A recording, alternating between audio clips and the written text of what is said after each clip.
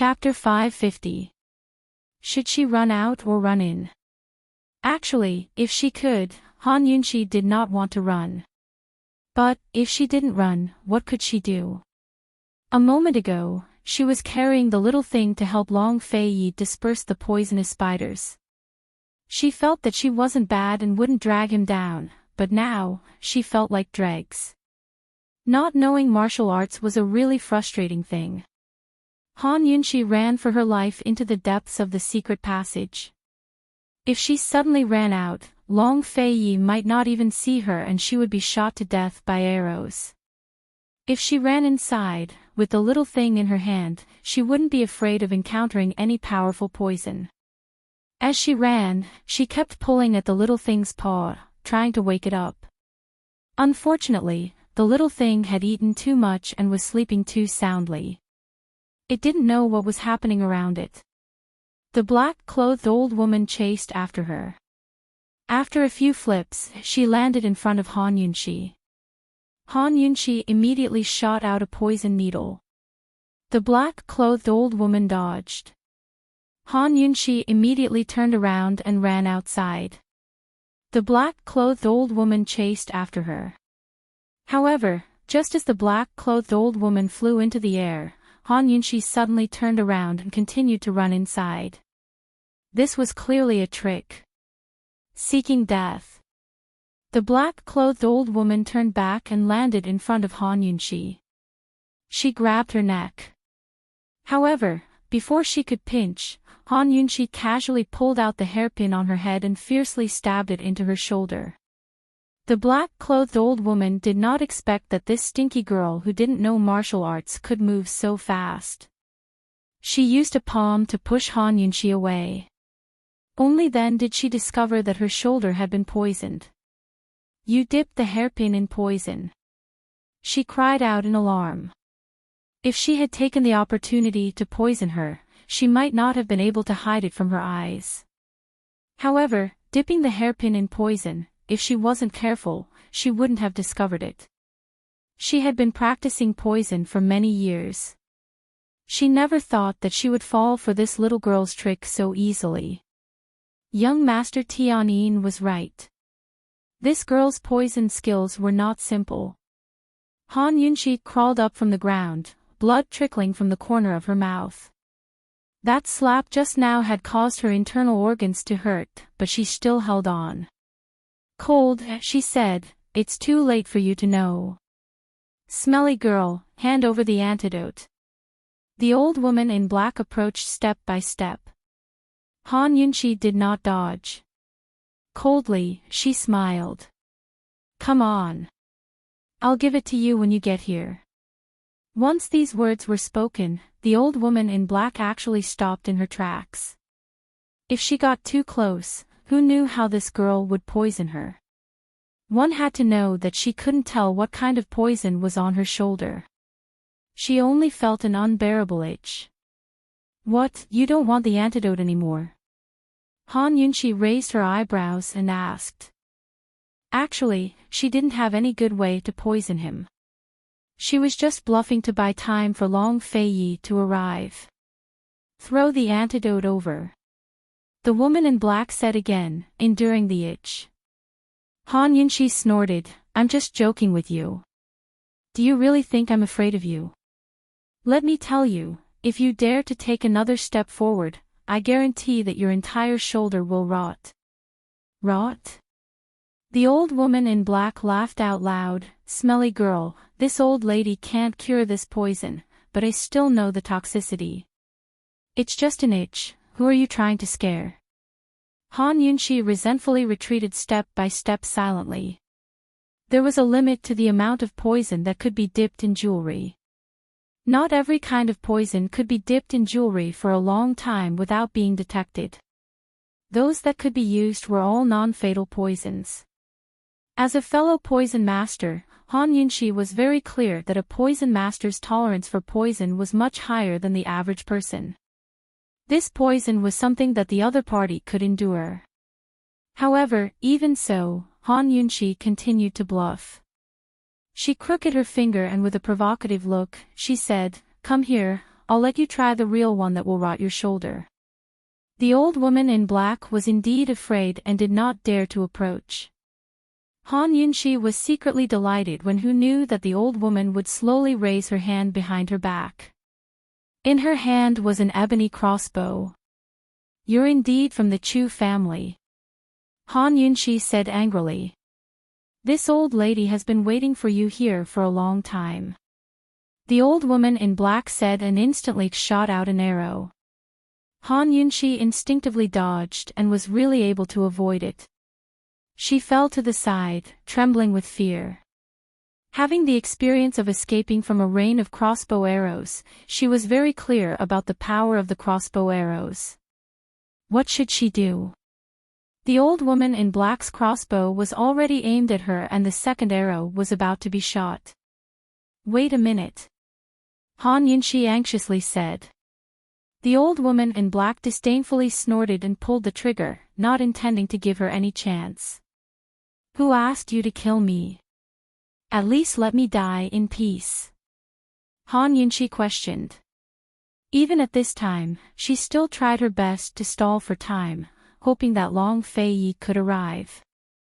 The old woman in black laughed loudly. "That person wants you to die in peace. What benefits did he give you?" "I can give you double," Han Yunxi said seriously. The old woman in black looked at Han Yunxi with eyes full of sympathy. She did not reply for a long time, clearly not giving her any time to talk nonsense. The crossbow arrow was already on the string and was about to fly out. At this moment, Han Yunxi was really afraid. Her mind was blank. Although she had experienced a few life and death situations, she never thought that death would come so suddenly. There was only one person left in her mind, Long Fei Yi. Today, if she died under this crossbow arrow, what would Long Fei Yi do? Go to hell. The old woman in black's voice fell and immediately released the arrow. Shoo! The arrow's sound was sharp and Han Yunxi instinctively closed her eyes. However, she waited for a long time, but death did not come. What was going on? Just as she opened her eyes, she saw that her surroundings were densely packed with spider webs. The webs were full of black spiders. Not far in front of her, a short crossbow arrow was bound by the spider's webs, suspended in mid-air and unable to move. That old woman in black was also bound by the spider's webs and was struggling violently. Han Yunxi touched the little thing in her sleeve. This little fellow was still unconscious. Could it be that the black spiders in the secret passage saved her for the sake of the little thing? Since this old woman in black dared to enter this secret passage, she was not afraid of the black spiders. Very quickly, not knowing what poison she used, the spider's webs binding her were all broken. Han Yunxi made a prompt decision to climb up and continue running into the secret passage. She only hoped that this group of black spiders could stop this old woman for a while. The deeper she went into the secret passage, the higher the terrain became. In the end, Han Yunxi was simply climbing a mountain. When she climbed to the top, she actually saw an exit in front of her. Turning back to see that the old woman in black had not chased after her, Han Yunxi was overjoyed. She did not have time to catch her breath and immediately ran out. However, she was immediately depressed. Because like the first secret passage, the exit was actually a cliff. Just as Han Yunxi was in despair, she suddenly saw a cliff protruding from the right side of the mountain not far away. On the cliff, there was a faint trace of demonic red goo. Han Yunxi was shocked. Thinking about the distribution of the 5 secret passages in the underground palace, she was very sure that what she saw was the cliff at the end of the first secret passage. If it was not for the high terrain, she might not be able to see it. The distance was still a bit far. Han Yunxi was not able to see what Gu was doing, but she was very sure that the demonic red was him. Presumably, this fellow did not notice that there was a cliff above his head. Gu! Gu! I'm here. Han Yunqi shouted at the top of her lungs. Unfortunately, her voice was not loud and the cliff wind was very strong. Gu could not hear her at all. She picked up a stone and threw it over. Unfortunately, the stone was blown to the side by the strong wind. She used the pear blossom teardrop rain to shoot out several golden needles. Unfortunately, the golden needles were lighter than the stone. Although she shot them with a lot of strength, they were still blown away by the strong wind in the abyss. Han Yunqi was very anxious. She wished she could just jump down and be done with it. At this time, a crossbow arrow flew out from the secret passage and passed in front of Han Yunqi. It almost hit her. That black-clothed old woman had arrived. Taking 3 steps back was the abyss. Han Yunqi had no way to retreat. The black-clothed old woman did not shoot another arrow. Instead, she walked out of the secret passage step by step. The crossbow in her hand was aimed at Han Yunqi. "Stinky girl, these poisonous spiders are actually protecting you. Where did you come from?" The old woman was very puzzled. She had guarded the underground palace for over a year before she finally understood all the poisonous creatures here. However, she was still unable to control them. Why were these poisonous spiders protecting this girl? Could it be that this girl was related to the poison sect? Guess. Han Yunqi's entire back was soaked with sweat, but her expression was calm. Even if there was only the slightest chance, she had to seize it and stall for time. "Long Fei Yi, if you don't come to pick me up now, you really won't be able to. You want to stall for time." The black-clothed old woman was very smart. She smiled and pulled the trigger without hesitation. Han Yunqi knew that she was doomed this time. She didn't close her eyes, but opened them wide to watch. If she was destined to leave, then it would be good to take one more look at this world. However, she saw him. She saw that he was in this world. Like an illusion, he suddenly appeared behind the black-clothed old woman. That handsome face she was most familiar with was as cold as ice. Those eyes she loved the most were frighteningly deep. He suddenly raised his sword. Only then did the black-clothed old woman notice. She was about to turn around, but it was too late. His long sword fell, the light of the blade flashing. The old woman's arm holding the crossbow also fell to the ground, splashing blood everywhere. The old woman even forgot to cry out in pain as she gaped at him. His gaze turned even colder. He pulled back his long sword and suddenly shot it up. The sharp tip of the blade pierced the old woman's foot and stabbed into the ground. "Ah!" The old woman screamed, forgetting that she could use poison. Han Yunqi took deep breaths. She was shocked, delighted, and scared. She looked at this all-too-familiar fellow and was about to cry. "Long Fei Yi, you're finally here." Long Fei Yi finally looked at Han Yunqi. Han Yunqi was about to speak when he suddenly roared, "Han Yunqi, can you be any more stupid? Don't you know you have to run outside?" He killed all the crossbow archers outside and immediately came to find her, but he didn't see her. Instead, he saw a ground full of poisonous spider corpses. He came all the way here and saw the scene just now. This woman almost lost her life under the crossbow arrows. He didn't know if he was more afraid or angry. In short, under his rage, the hand behind his back kept trembling. Han Yunqi was frightened by Long Fei Yi's shout. She stared blankly and didn't move. Still not coming over. Long Fei Yi shouted at her again. He was clearly shouting at her, but he walked over to her. Who knew that at this time, the black-clothed old woman behind him would suddenly. Chapter 551. Just as Long Fei Yi was walking towards Han Yunqi, the old woman in black suddenly raised her hand. "Be careful, it's poisoned." Han Yunqi immediately pounced over. Her movements were so fast that even Long Fei-yi was shocked. While standing behind Long Fei-yi, she also pushed Long Fei-yi aside. Her strength was so great that it gave Long Fei-yi another shock. In reality, with this woman around, Long Fei-yi had never been afraid of being poisoned. When he saw Han Yunqi's nimble movements, he began to consider another problem. It shouldn't be difficult to teach this woman martial arts.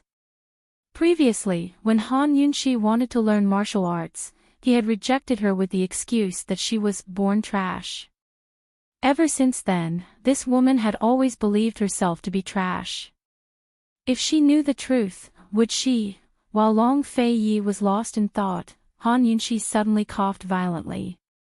Before he could ask, Han Yunqi took out an antidote from her medical pouch. After taking the medicine, she stopped coughing. When it came to poisons, Long Fei-yi really didn't need to worry about anything. The old woman in black looked at Han Yunqi in disbelief. You have an antidote. She had given Han Yunqi 7-7 boiling powder, a powder made from 49 different poisons. If she accidentally inhaled it, it would be impossible to save her if she didn't have an antidote within half a day. How could Han Yunqi have an antidote? What a coincidence. Han Yunqi was about to answer, but Long Fei-yi said coldly, Han Yunqi, you still haven't answered this prince's question. The old woman in black jumped in fright when she heard this. Wasn't His Highness Duke of Qin worried at all that she would poison her again? He was actually ignoring her so thoroughly. For better or for worse, she was one of the top poisons masters in the Chu clan. Han Yunqi didn't dare to look at Long Fei-yi. She lowered her head. If she knew that the old woman in black had a crossbow, she wouldn't have run into the secret passage. She originally planned to let the old woman in black catch her if she couldn't run away. Once she got close, she would be able to poison her. Who knew that the old woman in black had a crossbow that could kill people from a distance? Answer this prince's question. Long Fei-yi was furious. How should Han Yunqi answer? Since it had already happened, there was no point in explaining. Just as she was about to answer, the old woman in black used poison again. Poison powder again. Han Yunqi raises her hand and directly takes out the antidote to break the poison in the air, which makes the old woman in black stunned. Long Fei-yi didn't even look at her. His attention was completely focused on Han Yunqi. If it weren't for Long Fei-yi's protection, Han Yunqi wouldn't be able to use her poison to its fullest extent. If it weren't for Han Yunqi's assistance, Long Fei-yi's martial arts would be restricted by a poison expert no matter how strong he was. They were simply a perfect match. The old woman in black wasn't willing to give up and used 5 different poisons at once. This time, Han Yunqi was furious. She suddenly turned around to face the poisons.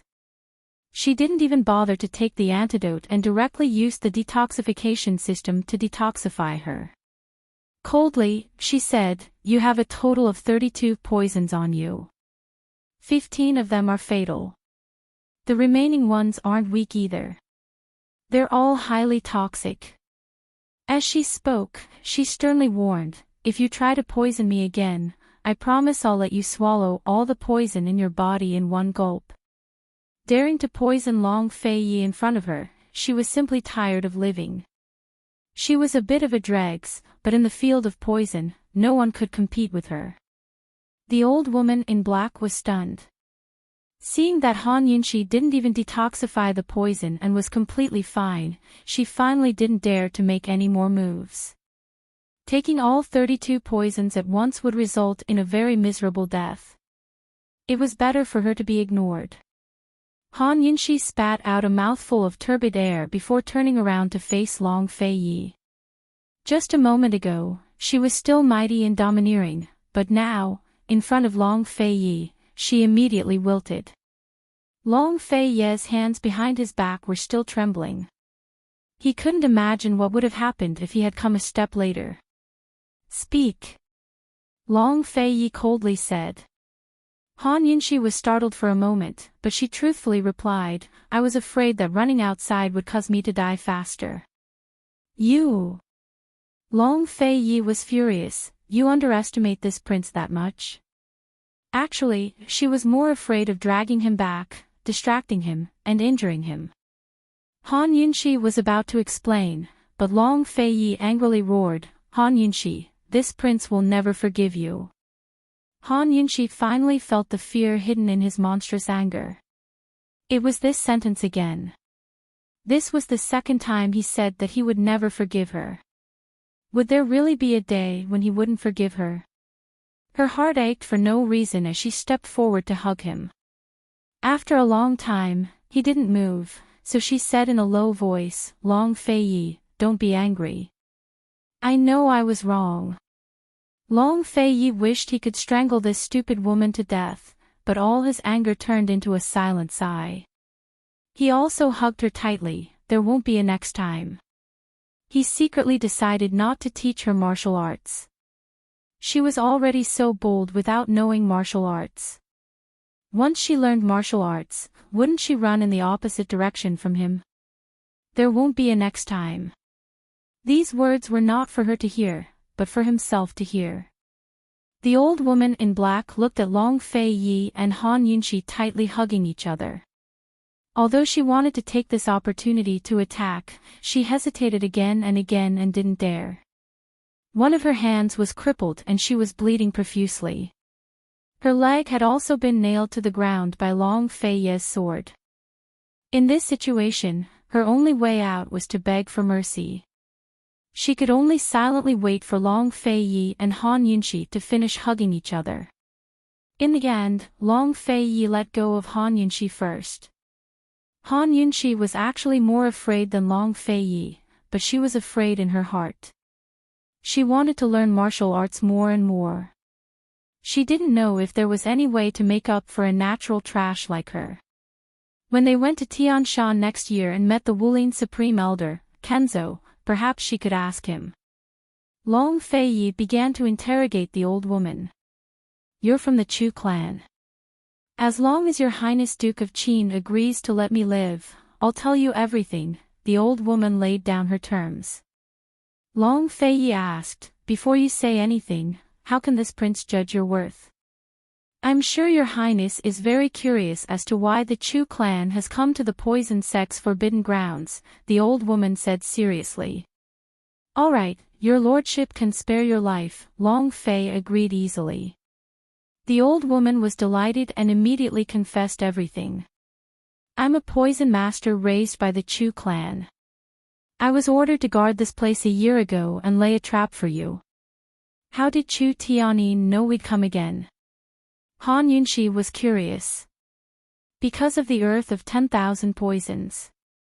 A year ago, young Master Yin led a group of poison masters and found the earth of 10,000 poisons at the end of the secret passage. He discovered that you'd left behind some rocks to block the path, but didn't take the earth of 10,000 poisons away. That's why he guessed you'd come again, the old woman explained. Actually, this was all a misunderstanding. Han Yunxi and the rest had no idea it was the earth of 10,000 poisons. If they did, they would have taken it long ago and never come again. Han Yunxi didn't explain, but asked doubtfully, does Chu Tianyi know about the earth of 10,000 poisons? If not for Gu's words, Han Yunxi wouldn't even know about its existence. She'd never seen such a thing in any of the poison scriptures she'd read before. Perhaps it was something unique to Cloud Realm continent. The old woman shook her head. She'd only heard about it before. I'm not sure. Which aunt probably told him? Which aunt? Who's that? Long Fei Yi asked. Young Master Yin's most powerful poison master, the old woman replied honestly. Han Yunxi vaguely remembered reading about the witch ant in Cloud Realm Continent's poison records. She never expected Chu Tianyin to interfere with Tianning's internal affairs and get involved in the poison world as well. His ambitions weren't small, and his background wasn't simple either. Why did you set the fire? Long Fei asked again. This was the only thing he couldn't figure out. There was no need to set the place on fire for such an ambush. The old woman fell silent. Are you going to tell me or not? Long Fei wasn't so patient. Your Highness Duke of Qin, I'll tell you everything. You can't go back on your word. The old woman was still afraid in the end. Your lordship won't go back on his word. Long Fei replied. Only then did the old woman relax. Young Master Yin was the one who set the fire. When Gu went in, young Master Yin just happened to be there. He set the fire to cut off Gu's escape route and lure you all here. Long Fei suddenly narrowed his eyes. Chu Tianyin still hiding in the underground palace. He just killed all of the archers in the underground palace, but Chu Tianyin was nowhere to be seen. He never expected the man to have another ambush. This place is most suitable for a fire attack. Your Highness Duke of Qin, please be careful. In order to save her own life, the old woman was quite desperate. She actually warned Long Fei to be careful. When she saw Long Fei's icy expression, her fear deepened. She hurriedly added, there's also a third reason. The third reason is to destroy the Earth of 10,000 Poisons. Witch Ant said that the Earth of 10,000 Poisons toxicity will gradually dissipate if the temperature of the rocks and soil continues to rise. Unexpectedly, as soon as she finished speaking, a fire dragon suddenly shot out from the secret passage. Someone had set the place on fire. Long Fei was alarmed. He stopped Han Yunxi and was about to leave, but the people outside had used a special kind of fuel. The fire immediately grew stronger, and the secret passage was too small to escape. In the end, even Long Fei had miscalculated. Presumably, when he'd entered to save Han Yunxi, Chu Tianyin had already killed the elite soldiers outside. Now he was setting the place on fire to cut off their escape route. The old woman was also shocked. Once the fire reached her, she wouldn't be able to escape. Suddenly, Long Fei pulled out the sword stuck in her foot and fiercely slashed it, taking her life. Long Fei wouldn't let go of anyone who endangered his woman's life, let alone being insincere, even if he had to resort to underhanded means. Long Fei watched as the fire grew stronger and stronger. Just as he was hesitating over whether or not to rush out, Han Yunxi suddenly shouted, Gu's about to jump. When Long Fei had suddenly arrived, she'd forgotten about Gu for a moment.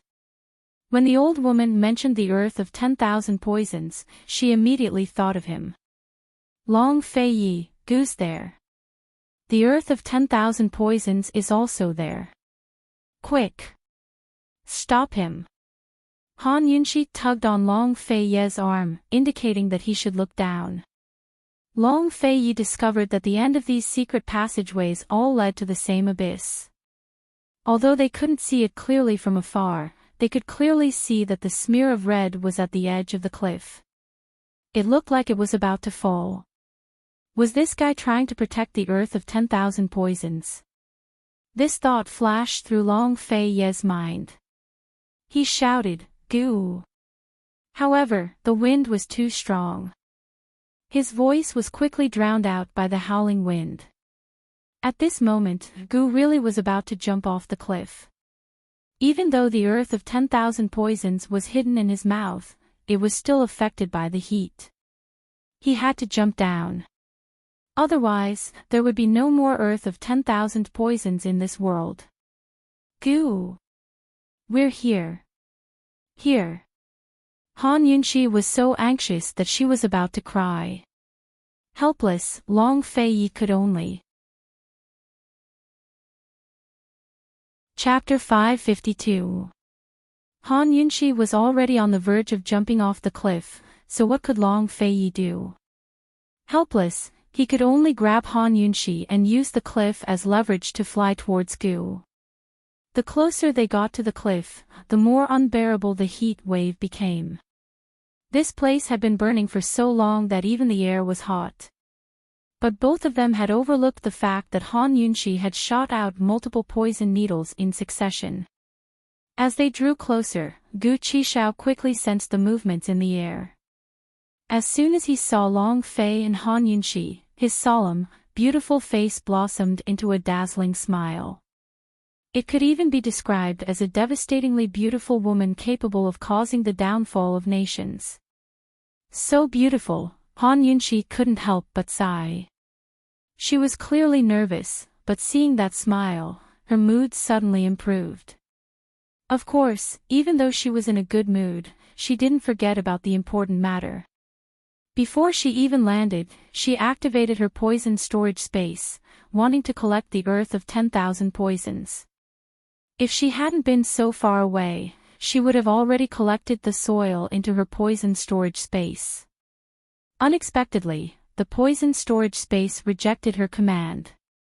At the same time, the detoxification system issued a warning.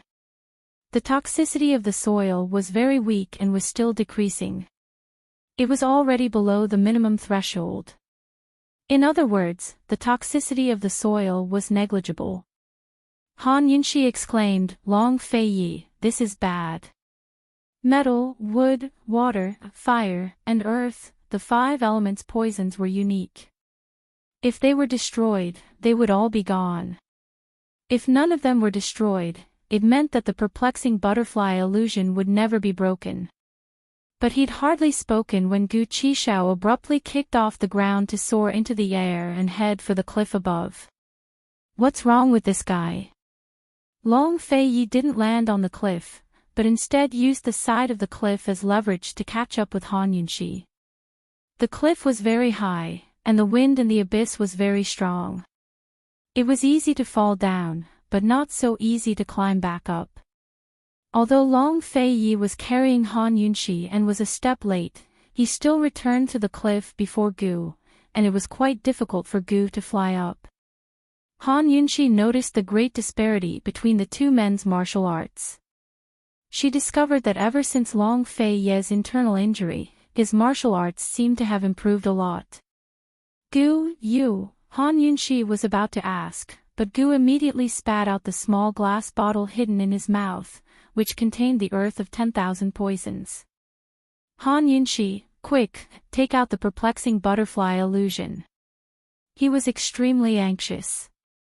He had never been so anxious in his entire life. Han Yunxi didn't need the detoxification system to check.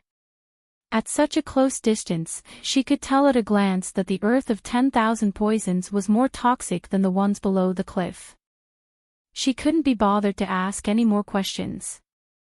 She immediately took out the perplexing butterfly illusion and placed a few drops into the glass bottle.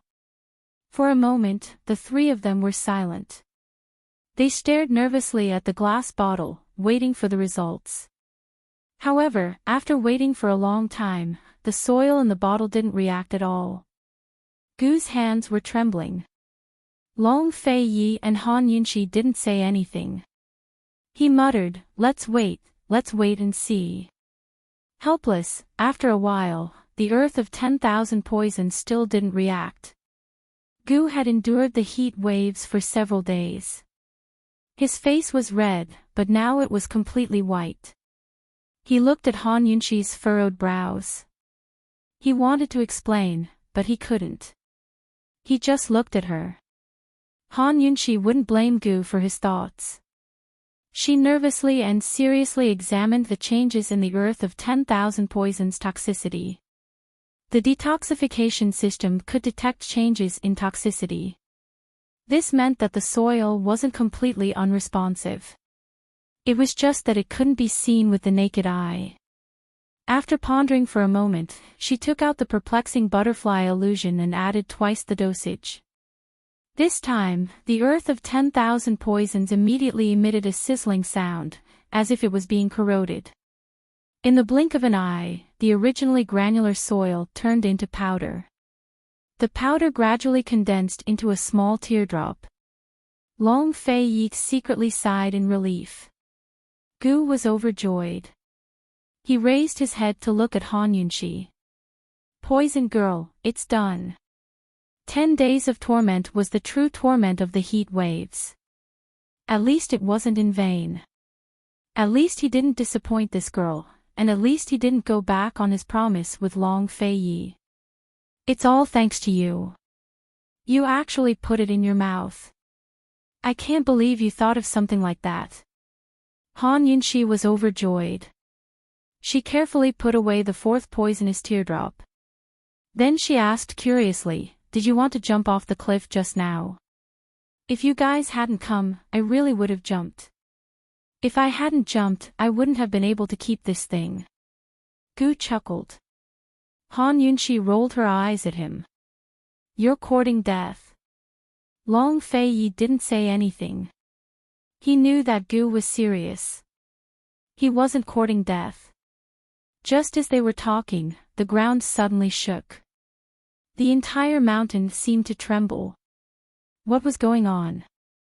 "Look! It's on fire!" Han Yunxi cried out in alarm. They saw that the earth of 10,000 poisons and the poison orchids on the cliff below had spontaneously combusted. The entire cliff had turned into a raging inferno.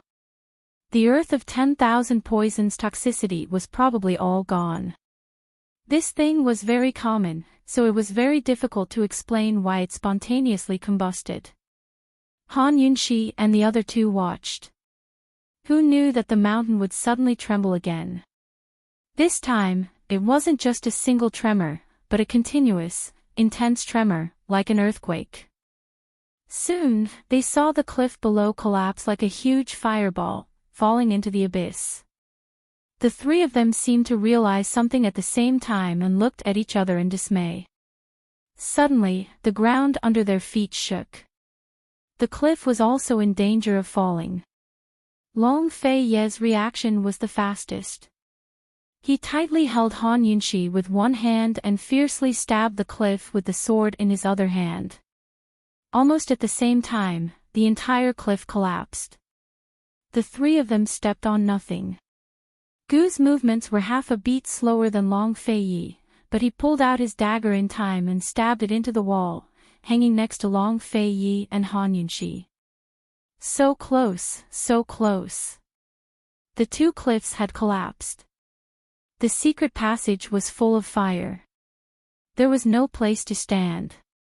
Even if he and Long Fei Ye's martial arts were good, there was nothing they could do in the abyss where there was no place to stand. They could only hang on like this. "It seems like the underground palace is going to collapse," Gu said. "Crow's beak." Han Yunxi glared at him. Actually, she was thinking the same thing.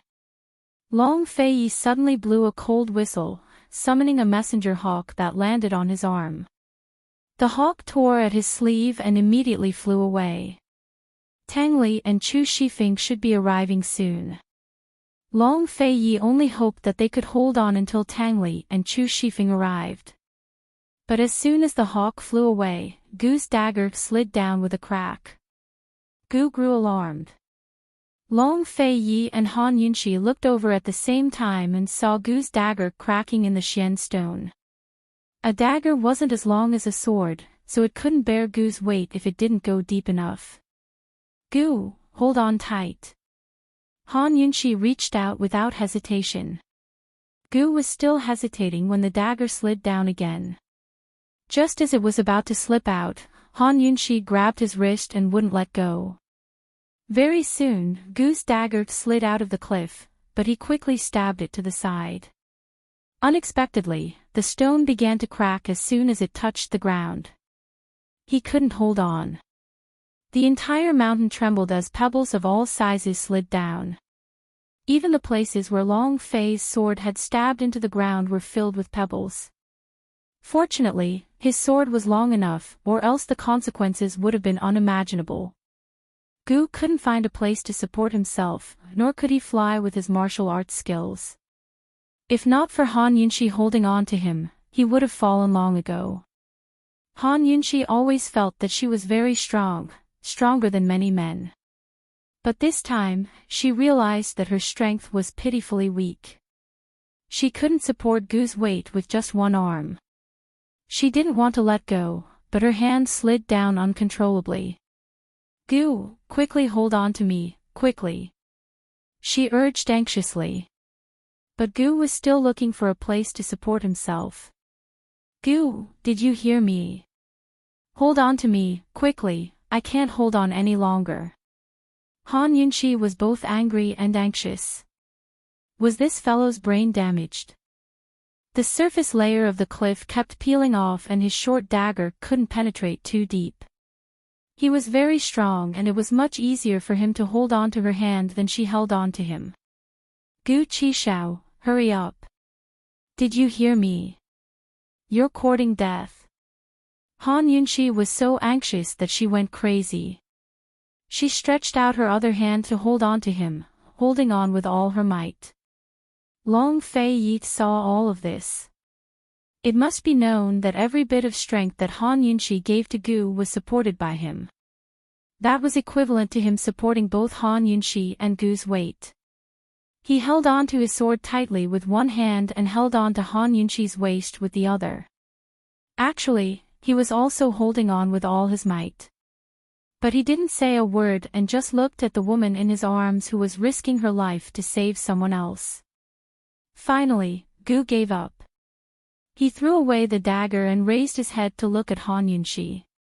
Han Yunxi was overjoyed. Hold on to my hand, quickly, I can't hold on any longer. But Gu Qishao only said, let go. He was very, very serious and didn't seem like he was joking at all. Poison girl, why are you getting more and more stupid? If you don't let go, all three of us will die. Long Fei Ye's long sword could at most support the weight of two people. If he were to join in, the long sword would probably break before it even slid off the cliff. Han Yunxi obviously knew this. She roared, you're the stupid one. If you die, who will help us break through the perplexing butterfly illusion? Hold on tight, don't pretend to be great here. I won't let you die. Long Fei Yi lowered his dim eyes and still didn't say a word. Gu smiled helplessly and advised, Poison girl, don't say such angry words. Let go. How could Han Yunxi let go? She held on even tighter and asked angrily, Gu, what kind of people do you think Long Fei Yi and I are? Since they had chosen to travel together, they wouldn't leave each other. Let me tell you, even if you die right now, I won't let go and let you die without a corpse. As soon as she said this, Long Fei Yi finally looked up. He understood Han Yunxi's intentions. Gu was stunned. Wouldn't leave each other. He had no mother since he was young. He was abandoned by his biological father when he was not even 10 years old. He was expelled from the medical school before he even reached adulthood. He had lived for more than 20 years, and this was the first time someone had said so firmly that they wouldn't leave each other. Han Yunxi, to be able to hear these words from you, this life is worth it. Gu smiled like a child, bright and clean. He said, Poison girl, just let go. Actually, Chapter 553. Before Gu could finish, Long Fei Yi cut him off cold. Gu, you still haven't come with your lordship to take care of those old fellows from Medical City. Why are you in such a rush to die? As soon as he finished speaking, he unsheathed his sword and used the momentum to carry Han Yunxi and drag Gu and Long Fei Yi upwards. Once again, he stabbed his sword into a flat cliff face. This flat wall was made of solid stone instead of mud and stone, so it was very sturdy with a single stab. Seeing this, Gu Qishao rejoiced and stabbed his dagger in as well. This time, he'd found a solid point to support himself. Han Yunxi exhaled in relief and let go of him. She looked back at Long Fei Yi and murmured, You've worked hard. Long Fei Yi's expression was cold. He didn't reply, but lowered his head until his chin was pressed against her forehead. What kind of response was this? Perhaps only Long Fei Yi understood. In any case, Han Yunxi was surrounded by his unique scent and felt her heart warm. The entire mountain was still shaking as if the mountain gods were angry. Rocks and gravel tumbled down from above into the bottomless abyss. Han Yunxi and Long Fei Yi were only safe for now. As the collapse intensified, it was very likely that the rock that held their lives together would fall to the ground as well. Their only way out was through the raging flames, so they could only wait for help. But no one knew whether Chu Shifeng and Tang Li would arrive first, or if the rock would fall first. Gu stared thoughtfully at the flames at the end of the tunnel. Han Yunxi leaned against Long Fei Yi's chest. She should have been nervous and afraid, but her heart was strangely calm. She remembered a saying, when you're with the person you like, you don't fear life or death. Perhaps this was the feeling. As for Long Fei Yi, he was staring off into the distance, his eyes unfocused. It was unclear what he was thinking. In short, these three people were walking on the edge of life and death, yet no one was afraid. Suddenly, Gu Qishao shouted, "Quick, look! The fire is out!" Long Fei Yi and Han Yunxi didn't think much of it. They were both in a daze, too lazy to pay it any attention. No matter how fast Chu Shifeng and Tang Li were, there was no way they'd be able to get here and put out the fire in such a short time. Gu must be joking out of boredom. "Look! The fire is out, it's out!" Gu was so agitated that he reached out to grab Han Yunxi's sleeve. Just now, they had been holding hands for a Long Fei Yi, but he didn't say anything. Now that he pulled her hand down, he said coldly, "Let go." As soon as he said that, Han Yunxi suddenly exclaimed, "The fire is out. It's really gone." Long Fei Yi looked towards the secret passageway and saw that the raging fire was really gone. "What's going on?" "Gu, go take a look." "I'll go take a look." Long Fei Yi and Gu spoke at the same time. Long Fei Yi stuck out a leg, and Gu jumped up without hesitation to stomp on his foot and fly towards the secret passageway. As soon as he reached the entrance, he saw that the fire had really been extinguished. He shouted at Long Fei Yi, who carried Han Yunxi and flew over. All three of them landed on the ground, but their hearts didn't calm down. The fire had been extinguished too suddenly. Could it be a trap? But whether or not it was, this was their only path. Standing here was even more painful than hanging in the abyss. The underground palace swayed more and more violently, as if it would collapse at any moment. There was no discussion or conflict. Long Fei Yi protected Han Yunxi at the back while Gu scouted the way in front. They dodged the falling stones as they quickly passed through. They could see that the secret passageway was covered with gravel and soil. Someone must have used soil and rocks to extinguish the fire. This method of extinguishing the fire was very clever. Not only did it use local materials, but it also didn't use water to extinguish the fire. So once the fire was extinguished, Han Yunxi and the rest could immediately escape without waiting for the smoke to disperse. Han Yunxi felt that the person who extinguished the fire didn't seem to be setting a trap, but more like helping them with good intentions. If it was a trap, there was no need to go through so much trouble. They could have just trapped them in the abyss and be done with it. Of course, in an emergency situation, Han Yunxi didn't have time to think too much. The more they escaped, the more they realized that the underground palace was collapsing. When they were about to reach the exit of the secret passageway, half of the passageway had collapsed. Fortunately, it didn't collapse completely, so they could still get out. However, when they came out of the second secret passageway, they saw that the big stone outside the secret room was sealed. The ground was shaking, and they couldn't even stand steadily in the secret room. Gravel and soil kept falling, and it seemed like the place was going to be flooded. This path seemed to be more of a dead end than the abyss. "Watch her," Long Fei Yi said sternly. Gu hadn't recovered from his shock yet. Seeing Han Yunxi's awkward expression, he finally understood what was going on. Gu deliberately stood behind Han Yunxi and replied very happily, "Don't worry." Long Fei Yi let go of Han Yunxi and found the exit. He circulated his energy with both hands and quickly struck out, smashing the big stone blocking the way into pieces. Seeing this, Han Yunxi and Gu both sucked in a breath of cold air and exchanged glances, as if telling each other not to provoke this fellow in the future. Behind the big stone, there were some small stones piled up together. Long Fei Yi raised his sword and chopped down fiercely. The sword ray and sword blade came down at the same time, opening up a long crack in the pile of stones. Sword chi seemed to have gathered in this crack and didn't dissipate. White light flashed and in just a moment, the sword chi exploded and the light burst out, shaking off all the stones.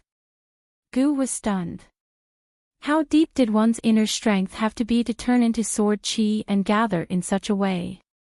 Compared to the time when they dueled, Long Fei Ye's inner strength had improved by quite a bit.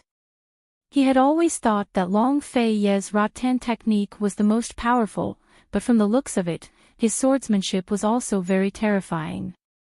Was this fellow's swordsmanship or rattan technique the best? Gu was still in a daze.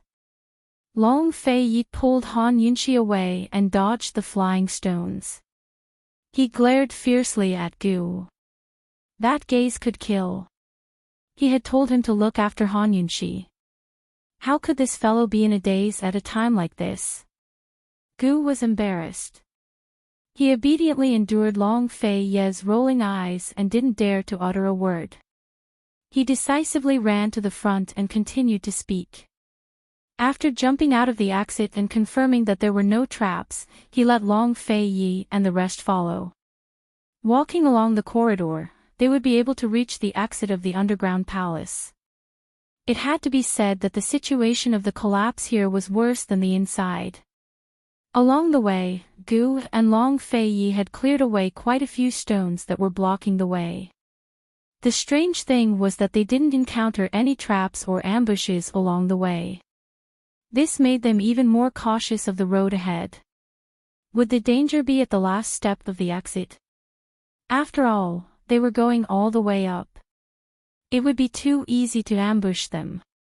At this time, Long Fei Yi shook away a huge stone. Amidst the dust, two figures could be seen in front of them. "Careful!" Long Fei Yi cried out in alarm. His first reaction was to shield Han Yunxi behind him. At almost the same time, Gu pulled Long Fei Yi to the side and blocked the incoming crossbow arrow. That's right. The two in front were Chu Tianyin and a middle-aged woman in black. After Long Fei Yi killed all the crossbowmen, he went to find Han Yunxi. Chu Tianyin followed behind with the mantis and set fire to cut off Long Fei Ye's escape route. Chu Tianyin was always on guard against Long Fei Yi. He had originally planned to let the fire burn for half a month, trapping Gu and Long Fei Yi to death before leaving. But he never imagined that the underground palace would collapse. He could only run. Unfortunately, he was blocked by a huge stone. He couldn't get out no matter how much effort he put in. He never imagined that Long Fei Yi and the others would be able to escape. The crossbow arrow hit Gu's shoulder. Chu Tianyin didn't show any mercy and immediately fired a second arrow. He personally shot. The power and accuracy of the crossbow arrow was 10 times that of the previous crossbow experts. The second arrow was still aimed at Han Yunxi. He didn't take Gu seriously. His ultimate target was Long Fei Yi. To hurt Long Fei Yi, he naturally had to target his weak spot, Han Yunxi. Long Fei Yi naturally saw through Chu Tianyin's intentions. His eyes were terrifyingly cold. It was good that he ran into Chu Tianyin. He could settle old scores and new grudges together. He narrowed his eyes at the crossbow bolt flying towards Han Yunxi. Just as it was about to reach his eyes, he caught it with unerring accuracy and shot it out with his bare hands. Like a clap of thunder, it shot towards Chu Tianyin. Chu Tianyin hurriedly tilted his head. He had almost been injured. Shock flashed through his eyes. Only now did he see Long Fei Ye's true strength. He threw away the ebony crossbow arrow and took the long arrow from the black-clothed woman. He actually made the action of drawing the bow with his bare hands. His action of drawing the bow seemed slow, but it was full of power. There was no bow, no string. There was only a long arrow in his hand. It gave people a very real feeling of an arrow on a string, a bow ready to shoot. Han Yunxi and Gu were stunned. It was inconceivable. Without a bow, could a long arrow really be shot? It had to be known that Chu Tianyin was holding the tail of the arrow. No matter how much strength he had, he couldn't shoot it far. What kind of move was this? Was it a bluff to fool people? However, Long Fei Yi lowered his voice and said very seriously, "Gu, watch her." This time, Gu didn't dare to be careless. He was standing behind Long Fei Yi, and he also pulled Han Yunxi behind him to protect her. Han Yunxi cold looked at the black-clothed woman next to Chu Tianyin. She said in a low voice, "Long Fei Yi, the tip of the arrow is poisonous. Once touched, it will be fatal. You must be careful." If she guessed correctly, this black-clothed woman must be the witch ant that the black-clothed old woman spoke of. Long Fei Yi nodded and pulled out a long whip from his waist. Driving arrow technique. He had investigated the Chu family for a long time, but he still couldn't confirm it. He didn't expect Chu Tianyin to reveal his true colors here. Drawing the bow with one's bare hands was the secret art of the Serene clan, one of the 7 noble families. It was clearly recorded in the annals of the 7 noble families. Although he didn't have a bow, the explosive power of the arrow couldn't be underestimated. Since Chu Tianyin had used his family's special skill, he must have been prepared to silence them. He wanted to see who would be silenced in the end. Suddenly, there was a sharp sound. The poisonous arrow was like a hot knife through butter, pressing forward with irresistible force. After releasing the arrow, Chu Tianyin didn't stop. He actually shot several arrows in succession. Whoosh! Whoosh! Whoosh! Each arrow was fiercer than the last, and they all came from different directions. It could be said that they were attacking from all directions. Chapter 554. Chu Tianyin was very cunning, attacking from all directions as soon as he made his move. In this narrow space, Long Fei Ye's proficient swordsmanship and whip techniques were all restricted, unable to display their normal level, while Chu Tianyin's bare-handed driving arrow technique had a huge advantage. Several arrows were fired, and Long Fei Yi swept his whip across, sweeping all the arrows down. In this kind of disadvantageous situation, Long Fei Yi had to seize the opportunity to restrict Chu Tianyin's arrows. Chu Tianyin didn't give Long Fei Yi a chance to catch his breath, quickly launching a second round of attacks. Xiao, xiao, xiao, arrows flew over. Long Fei Ye's whip was restricted, and he could only dodge blindly. If it was in the past, he would definitely not hesitate to use his body as a shield. Even if he was hit by a few arrows, he would still get close to Chu Tianyin and directly take his life. However, Han Yunxi had just said that Chu Tianyin's arrows were highly toxic, fatal upon contact. A poison that could make Han Yunxi give such a warning was definitely not simple. Even if Han Yunxi could detoxify the poison in time, it would still take time. Being suppressed like this, Long Fei Yi was very sullen. Long Fei Yi dodged the arrows while thinking of a countermeasure. However, it was very regrettable that their luck was really bad this time. If he continued to block like this, Chu Tianyin would definitely be able to see through his whip pattern, and easily find a loophole. Long Fei Yi was too used to fighting alone, ignoring Gu's existence. Even if this guy was injured, he was still a general. Gu, who had been shot in the shoulder, was protecting Han Yunxi while squinting his long and narrow eyes to look around that black-clothed woman. He was holding a seed in his hand, looking for suitable soil. Han Yunxi wasn't idle either. She was staring at Chu Tianyin, and the pear-blossom teardrop rain in her sleeve was always in an active state. Although she couldn't kill Chu Tianyin, a few poisonous needles could still interfere with him. Before Gu could find a suitable soil, Han Yunxi made her move. She suddenly shot out several poisonous needles, all aimed at Chu Tianyin's legs. Unexpectedly, Chu Tianyin dodged all of them. As he dodged, the arrows in his hands didn't stop. Instead, he sent quite a few of them towards Han Yunxi. Not only was this guy good at archery, but his martial arts were also top-notch, far beyond their imagination. Faced with this situation, Long Feiyi wanted to go all out and fight, but the tunnel was too small. Neither the long whip nor the long sword could be used to their fullest potential. Does Your Highness Duke of Qin and Qin Wangfei wish to fight 2 against 1? Chu Tianyin mocked. Previously, when they met by chance in the underground palace, he was still very polite. But this time, he would not be so polite. Wrong. 3 against 1. Gu replied arrogantly. He casually tossed a tiny seed at Chu Tianyin. Since he couldn't find a suitable soil, then he would use Chu Tianyin's flesh as the soil. But Chu Tianyin dodged again, but the arrows in his hands didn't stop. Swish, swish, swish. Long Feiyi struck all of the arrows to the ground with his whip. I didn't expect the Chu clan's first young master to be so secretive. I didn't expect Elder Kenzo's proudest disciple to be so skilled in the whip.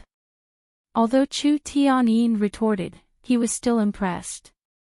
Long Feiyi was the first person in history to be able to block his driving arrow technique for so long. The situation between the two didn't change just because Han Yunxi and Gu joined the fight. In a sense, Chu Tianyin really did have the ability to fight 1 against 3 in this tunnel. Otherwise, he wouldn't have revealed the Chu clan's secret art, the driving arrow technique. Han Yunxi and Gu didn't give up. They turned to attack the black-robed woman. One shot out a hidden needle, the other a seed. But to their surprise, the black-robed woman easily dodged their attacks as well.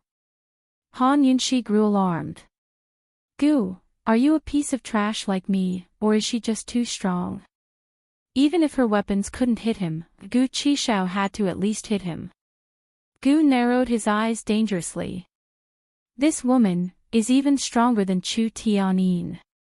As soon as he finished speaking, he quickly pulled Han Yunxi aside. A sharp arrow pierced through Long Feiyi's defenses and flew past Han Yunxi's face. So close. Long Feiyi was alarmed as well. He finally realized that the true expert was this black-robed woman. I wanted to take a closer look at the man Qingge has set her eyes on, but now it looks like the black-robed woman's lips curved into a cold smile. She didn't finish her sentence, but drew her bow with her bare hands and waited for an arrow to shoot. Her cold demeanor was so similar to Chu Qingge's. Who was this woman to the Chu clan? Long Feiyi had no time to guess, so he retreated to Han Yunxi's side. Withdraw. Chu Tianyin and the black-robed woman both laughed. Since they'd revealed the driving arrow technique, they had to see them die with their own eyes. Without hesitation, the two of them fired arrows at the same time. Long Feiyi had no time to retreat, so he could only block again. This time, he was facing double the power of the previous attack. The first time, he blocked it. The second time, 2 arrows flew past him and headed for Han Yunxi. Fortunately, Gu blocked them. The third time, the arrows brushed past Long Feiyi's face. Although they didn't hit him, they were grazed by the sharp air. It had to be said that this was the most sullen Long Fei had ever felt in his life. You guys leave first, he said sternly. Impossible. You're thinking too much. Han Yunxi and Gu were both dissatisfied. At this moment, there was a sudden rumble behind Chu Tianyin and the black-robed woman's backs. The boulders in their way crumbled apart, filling the air with dust as Tang Li and Chu Shifeng's figures grew clearer and clearer. Reinforcements had arrived. Tang Li and Chu Shifeng had rushed here as soon as they received the letter. Tang Li had used all sorts of explosive weapons to break apart the boulders, but he never expected to run into such a scene. Everyone was stunned, but only for a second. Long Fei Yi was the first to strike with his whip, giving Chu Tianyin and the black-robed woman no time to react. Their first reaction was to dodge, while Tang Li and Chu Shifeng joined in as well. But something unexpected happened once again. The tunnel that had been swaying up and down suddenly began to sway left and right. In a flash, a fissure as deep as an abyss opened up beneath their feet. No one expected this to happen, so everyone began to fall. Long Fei Yi subconsciously looked back at Han Yunxi, but there was nothing but darkness before his eyes. Han Yunxi, he shouted, but there was no reply. The abyss of the fissure was pitch black as the entire world swayed. Everyone was falling down, and it was a long time before everything returned to normal. Han Yunxi didn't know how much time had passed before she opened her eyes from her dizziness. She discovered that she was in a dense, dusky forest.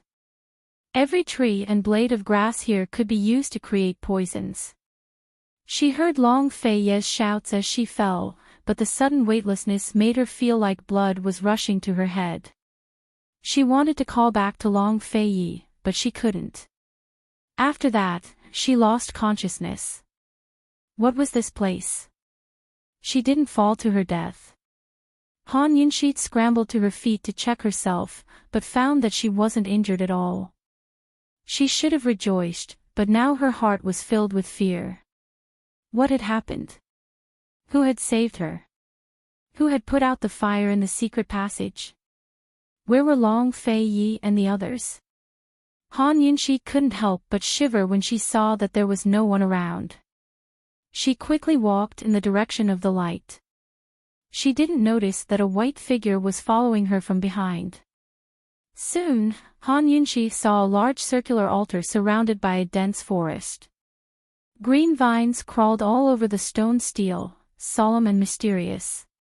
Could this be the Poison Sect's old altar? The Poison Sect and the Medical Academy both had a long history. During the Great Qin Empire's era, their power had been average. Following the fall of the Great Qin Empire, many factions in the world slowly rose to prominence. Only then did the Poison Sect and the Medical Academy flourish. Just as Han Yunxi was feeling puzzled, an extremely familiar sound came from behind her. Whoosh! It was the sound of an arrow piercing through the air. Alarmed, Han Yunxi turned back just in time to see a whip lashing out to knock the arrow aside. Long Fei Yi flew over from the side and pulled Han Yunxi behind him to protect her. At the same time, Gu, Chu Shifeng, and Tang Li all flew out of the forest to land by their side. They'd fallen through the darkness and arrived in this forest without anyone noticing. They were all together, but Han Yunxi was nowhere to be seen. If they hadn't happened to be nearby and heard the arrow, heaven knows what would have happened. Long Fei Ye's expression was unsightly, but he remained calm. Who saved you? He asked in a low voice. They'd all used lightness techniques to land on the ground, but Han Yunxi didn't know any martial arts. If she hadn't fallen to her death, then someone must have saved her. I don't know either. I was unconscious, Han Yunxi replied honestly. Was it the guy who put out the fire? Gu asked doubtfully. While they were talking, several sharp arrows shot out from the dense forest. They were aggressive and overbearing. You're seeking death. Long Fei Yi put away his whip and unsheathed his sword before leaping out. After being suppressed in the tunnels for so long, he could finally fight to his heart's content. The Nether Clan's Chu clan. Humph, old grudges and new enmities, national enmity and personal grudges, I'll settle them all today. His figure was like an arrow released from a bow as he met the arrows head-on. His sword swept out with clang, clang, clang, clang, knocking the arrows to the ground as he pressed closer and closer to the forest. Finally, Chu Tianyin couldn't take it anymore and flew out of the forest.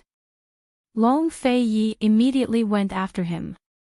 Chu Tianyin's eyes flashed with astonishment before he took out a bunch of arrows and shot them all at once.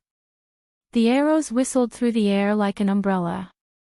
Long Fei Yi finally stopped and swept them away with all his might. Chu Tianyin used all his strength to take out another bunch of arrows. The two of them fought in midair, but unlike in the tunnels, Long Fei Yi clearly had the upper hand this time. He met the arrows head-on and rapidly closed in on Chu Tianyin.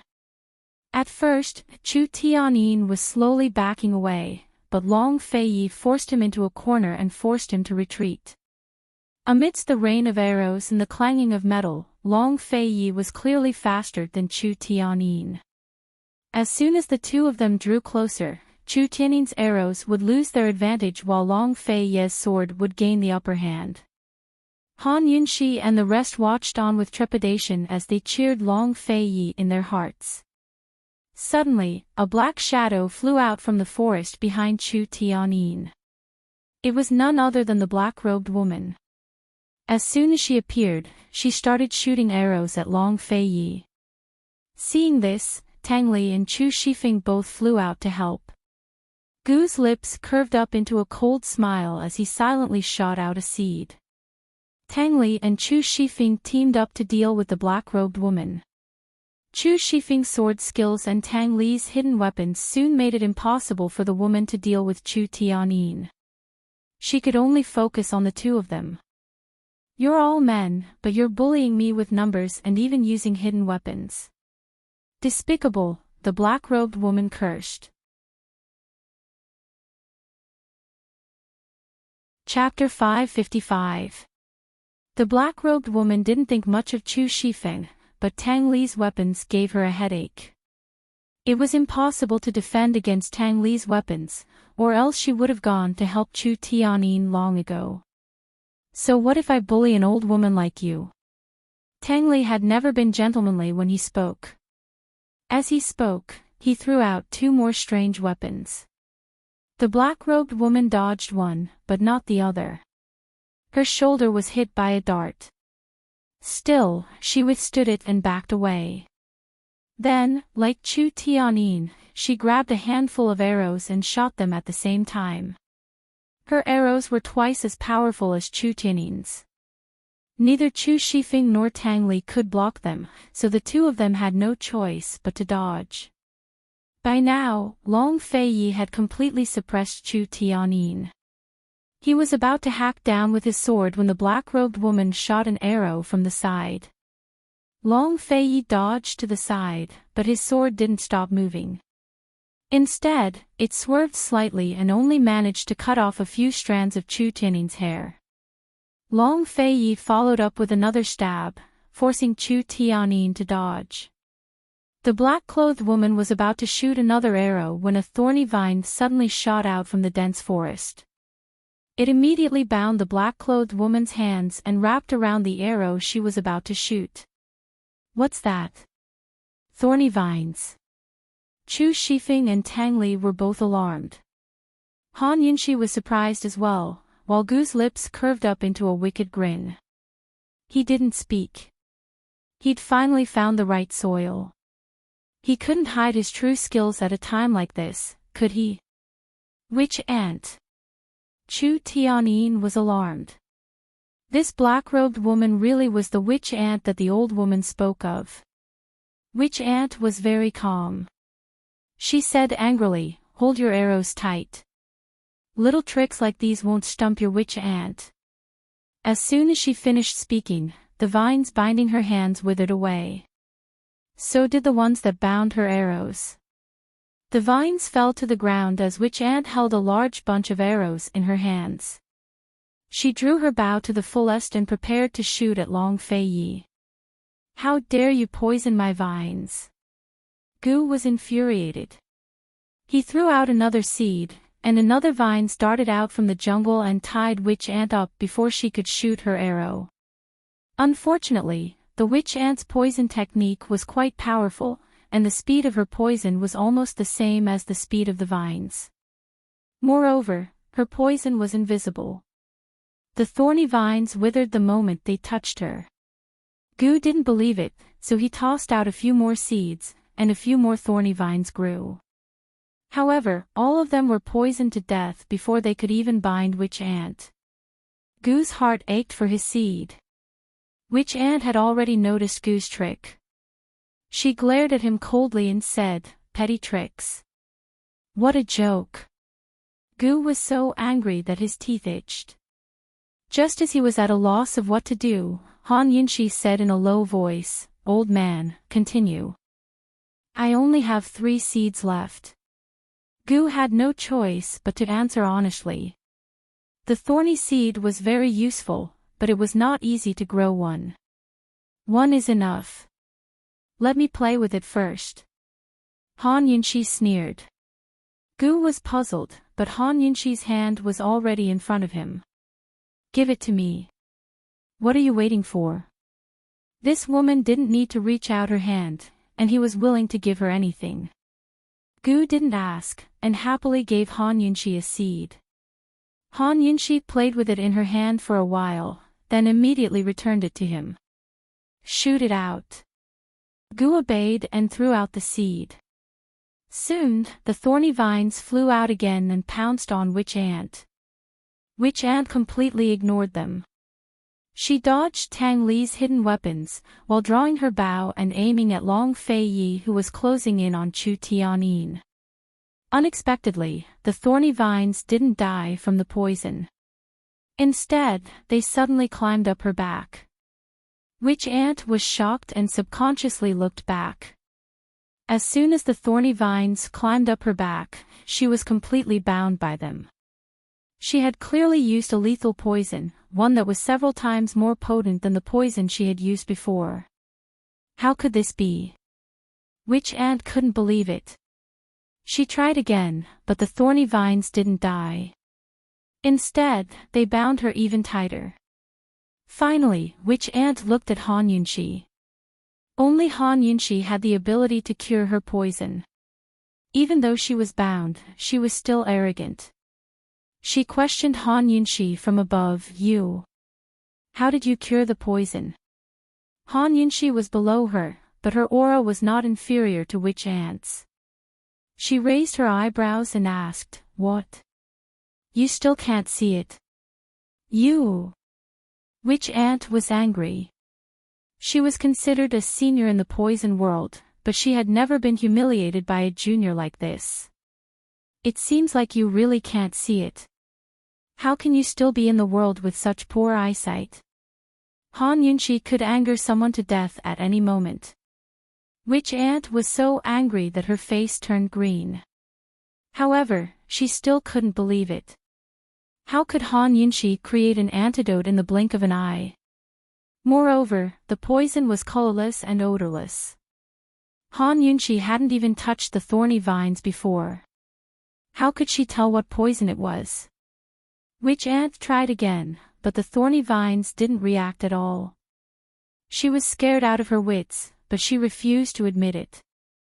She actually used 10 different poisons in succession, but the thorny vines didn't budge at all. They firmly bound her, as if they were impervious to all poisons. She was safe and sound. "Impossible!" she shouted angrily. In a fit of anger, she used all the poisons she had on her. She used countless poisons at once. However, the result made her collapse. She was terrified. The thorny vines didn't react at all. How could outsiders understand a battle between top poison masters? Other than herself, only Han Yunxi knew how many poisons Witch Ant had used in such a short period of time. At this moment, Han Yunxi was laughing so hard that her stomach hurt. Gu couldn't understand. He asked several times, Han Yunshi, how did you do it? Han Yunshi didn't say anything. She had already checked all the poisons on Witch Ant's body. When she took the thorny vines, she had already used the antidote on them. Therefore, no matter how Witch Ant poisoned them, as long as they were on her, there wouldn't be any results. Seeing Witch Ant's angry glare, Han Yunshi reluctantly stopped. If you still have more poisons, you can continue. Witch Ant was stunned. What did Han Yunshi mean by that? Did she know that she had used all the poisons on her body? Witch Ant didn't dare to make a sound. However, she continued to use the poisons. If she didn't use them, she wouldn't be able to win the thorny vines. Auntie, you should save some of your poisons. Those are all highly toxic. It's a pity to waste them. Han Yunshi said with a smile. Witch Ant reacted as if her little secret had been exposed. Her shame turned to anger. Damned girl, if you have the skills, put me down. Let's have a fair competition. I wasn't the one who trapped you. I really don't have the skills to put you down, Han Yunshi replied honestly. Witch Ant was so angry that she almost spat up blood. At this moment, Chu Tianyin suddenly flew over and slammed into Witch Ant before being sent flying. It was obvious that Chu Tianyin had been kicked over. Once Witch Ant was restrained, Chu Tianyin had lost his helper. How could Long Fei not kick him? Chu Tianyin was immediately suppressed and could only dodge and retreat. In the end, Long Fei caught up and sent him flying with a kick. By now, Tang Li and Chu Shifeng had both retreated. Gu didn't move either. They all knew that the Duke of Qin had wanted to teach Chu Tianyin a lesson for a long time, so of course they'd let him enjoy himself to the fullest. Chu Tianyin hovered by Witch Ant's side, a trickle of blood at the corner of his mouth. Witch Ant's driving arrow arts were stronger than his, but she couldn't help him even if she wanted to. Her heart ached at the sight of him. Chu Tianyin wasn't the type to admit defeat easily either. He wiped away the blood at his mouth and took out another volley of arrows, aiming them at Long Fei. Long Fei didn't stop him, but watched coldly as he waited for him to shoot. His cold, arrogant gaze scorned Chu Tianyin down to his bones. Chu Tianyu wasn't willing to give up. He gritted his teeth and gathered all his strength, causing the volley of arrows in his hands to vibrate and tremble from the force. Long Fei, go die. Chu Tianyin finally let go. Every arrow was filled with power and seemed to have a life of its own as they whizzed towards Long Fei. But Long Fei didn't move. Instead, the sword in his hand moved with clanging sounds. Just as the dozens of arrows were about to reach him, Long Fei suddenly raised his sword. Sword chi shot out like a rainbow as it sliced down diagonally, cleaving through all of the arrows with a single stroke. At the same time, Long Fei flew forward and viciously kicked Chu Tianyin in the chest, sending him flying once again. Before Chu Tianyin could even hit the ground, Long Fei's figure flashed in front of him again. Chu Tianyin didn't understand. This guy could have kicked him to the ground with a single kick. Long Fei, what's the meaning of this? This meaning? Long Fei said as he kicked Chu Tianyin again. This time, Chu Tianyin spat out a mouthful of blood and fell heavily to the ground. Only now did he realize that Long Fei was tormenting him on purpose. Unfortunately, it was too late. He was so badly injured that he couldn't even get up. Long Fei was a very straightforward person. Usually, a single kick was enough to make someone unable to get up. Gu, who was present, could attest to this. He kicked Chu Tianyin 3 times in a row, wanting to slowly settle accounts with him. He picked up the arrow on the ground and walked over step by step with an expressionless face. Chu Tianyin stared at Long Fei, unable to speak. Witch Ant angrily said, Duke of Qin, the winner takes all. If you want to kill him, do as you please. Be straightforward. Even an idiot could see that Long Fei Yi wasn't going to be straightforward. Witch Ant's words were nonsense. Long Fei Yi obviously wouldn't pay her any attention. Witch Ant was stalling for time so she could protect Chu Tianyin. Long Fei Yi, let us go and the earth of 10,000 poisons is yours. They'd naturally saved some of the earth of 10,000 poisons before setting it on fire. Without it, they wouldn't be able to break through the perplexing butterfly illusion. Long Fei Yi still ignored them. Gu couldn't help but reply, Auntie, we don't want it. You can keep it for yourself. He'd spent so much effort to protect the earth of 10,000 poisons. He really didn't care about anyone else's. You came to the poison sect's underground palace for the perplexing butterfly illusion as well. Let us go and I can tell you where it is, Witch Ant said. Everyone present besides Long Fei Yi laughed, though they were all laughing in their hearts. By now, Long Fei had already walked in front of Chu Tianyin. Suddenly, Witch Ant's body erupted with a burst of powerful internal energy that shattered the vines. Next, she shot multiple arrows at Long Fei with lightning speed. Long Fei was caught off guard and dodged to the side, giving Witch Ant the chance to grab Chu Tianyin and flee. In a flash, Gu, Tang Li, and Chu Shifeng all rushed forward to block her path while Long Fei Yi cut them off from behind. Just as the battle was about to break out, a series of restless noises rose from the forest around them. Soon, a large swarm of bats flew out of the dense forest and surrounded the altar, covering the sky and covering the sun. Everyone was stunned by the sudden turn of events and grew tense. These bats were much larger than normal, so they were no ordinary creatures. Witch Ant clutched Chu Tianyin tightly and said coldly, Long Fei Yi, these are poison vampiric bats. They're very dangerous. If we want to live, we have to work together. But Han Yunxi only snorted disdainfully. No need. Chapter 556. The mocking smile on Han Yunxi's face was an eyesore to Witch Ant, but she endured it. After all, this was a matter of life and death. She could only treat Han Yunxi as ignorant. More and more vampiric poison bats gathered, filling the sky. Even Witch Ant, who had seen many groups of poisonous creatures before, was scared witless. She did not dare to be careless. Han Yunxi, these poison bats are clearly poisonous creatures that live in groups. Can't you tell? Witch Ant questioned sternly. How could Han Yunxi not tell? She had experienced the attack of a group of poison bats before, but this time, the vampiric poison bats were even more terrifying. Poisonous creatures that lived in groups had a very big characteristic in terms of attack, and that was that they wouldn't attack easily. They would wait until all of their members had gathered before launching a collective attack. Moreover, this kind of attack wasn't scattered, but was very organized. The division of labor was quite clear, and it wasn't inferior to human troops in battle. So what if I can tell?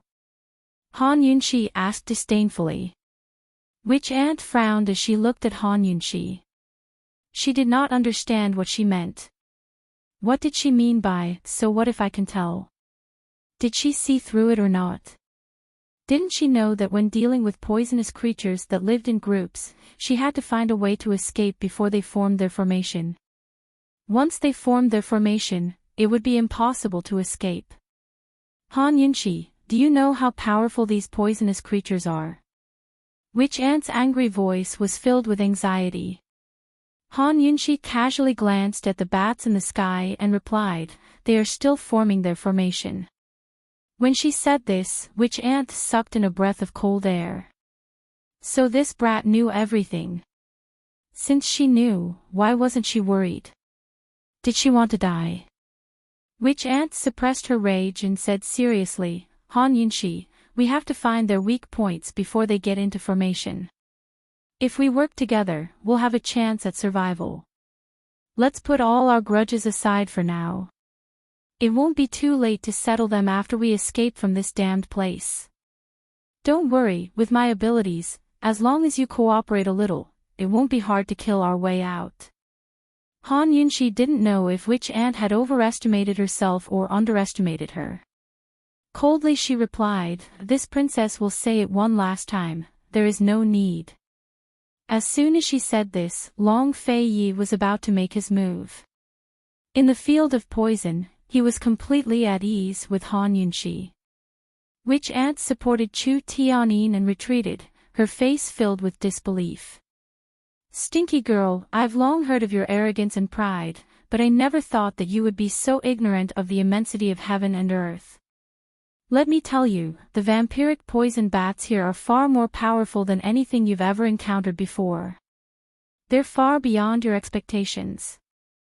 If you don't want to die, then cooperate with me obediently. Otherwise, you won't even know how you died." Had Han Yunxi encountered any powerful poisonous creatures? Does this little thing count as one? Long Fei Ye's lips quirked up into a mocking smile. Chu Shifeng and Tang Li were both grinning, while Gu patted his chest with an exaggerated expression. "This young gentleman is so scared. Poison lass, you better cooperate with her obediently. I really want to know how we're going to die. You all." Witch Ant was so angry that her face turned red. When she saw that the bats were almost ready to attack, she raged, "You'll all regret this." Han Yunxi looked at her cold eyes without a word. Long Fei Yi suddenly brandished his sword, forcing Witch Ant to retreat. She had no choice but to lay her cards on the table with Han Yunxi. "Han Yunxi, now isn't the time to be angry. I'll tell you the truth, it's impossible for me to deal with these bats with my skills, much less you.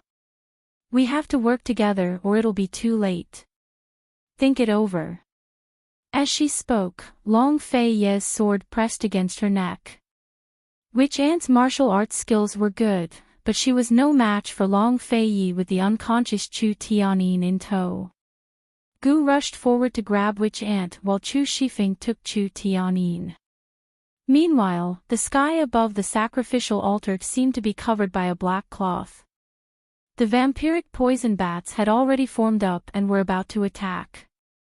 Witch Ant's face turned ashen at the sight.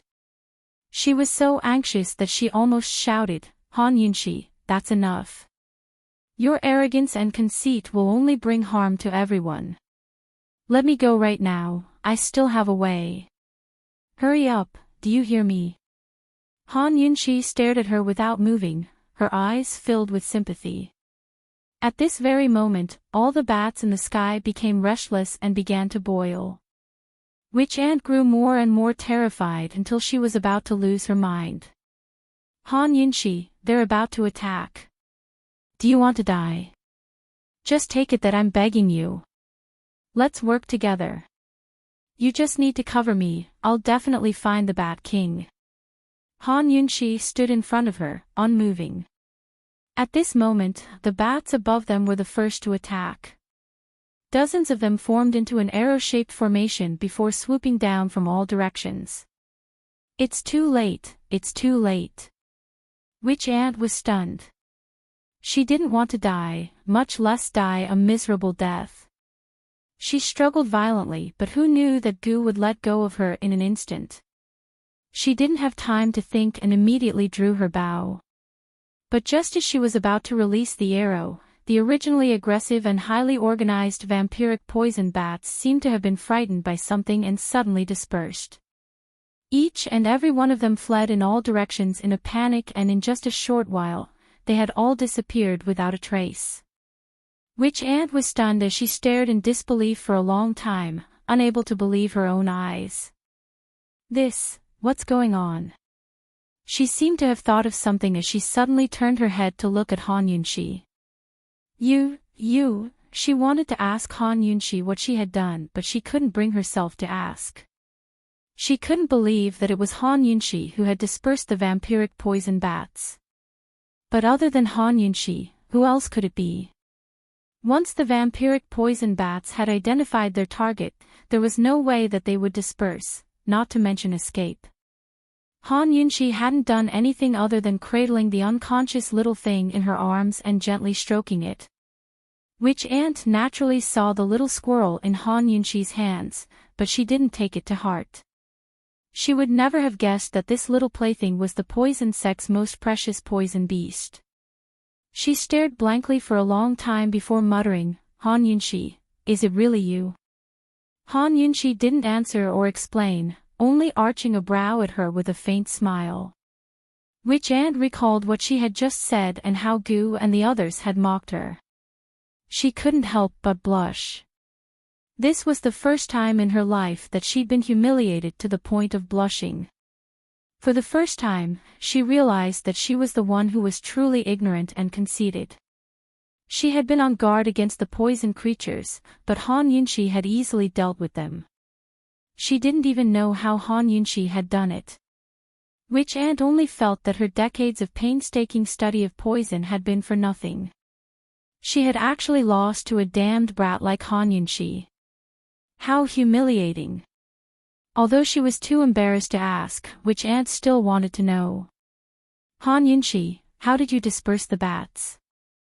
And how did you deal with the poison in the vines just then? Tell me. Gu wanted to know as well, so he immediately pricked up his ears. She really did speak. You wouldn't understand even if I told you. You're Chu Chinga's relative, right? No wonder you're as ignorant and conceited as her. You. Witch Ant was both embarrassed and angry. Her fingernails dug into her palms as she raised a hand to slap her. But she didn't get a chance, because Long Fei Yi had already grabbed her hand and twisted it viciously, breaking it in two. His voice was cold. Your lordship isn't planning to kill you yet. If you're seeking death, your lordship will make you wish you were dead. Witch Ant was in so much pain that she couldn't speak. Her hand hung by her side, but she didn't dare to move her other hand. Even if she still had the strength to use poisons, she didn't have the heart to do so. She had already used all of her poisons on the vines, so using them again would only make her a laughingstock. Han Yunxi, that damned brat, she's so scary. In the end, she hung her head and admitted defeat. Witch Ant, I'll have to trouble you to go back and tell Chu Chinga that with that brain of hers, she's not worthy of liking my husband. Han Yunxi suddenly said coldly. Her tone was domineering, her eyes cold and arrogant like a queen. Chu Shifeng and Tang Li were both stunned, while Gu felt both sad and helpless. In the end, he couldn't help but laugh at her antics. She was the only woman in all of Cloud Realm continent who could say such things. He liked it very much. As for Long Fei Yi, he looked expressionless, but the twitching of his lips betrayed his inner feelings. He was used to being domineering, so he suddenly found it hard to get used to this woman's domineering ways. An old woman like Witch Ant was once again stunned by Han Yunxi. She finally understood why her niece had lost so miserably. She herself had lost, hadn't she? After subduing Chu Tianyin and Witch Ant and obtaining the fourth poison teardrop, Han Yunxi's group's trip to the poison sect was quite complete. Although they didn't know how they'd ended up in this forest, they were certain that they'd left the underground palace. This should be one of the forests of the poison grounds, so it should be easy to leave. They had to leave as soon as possible.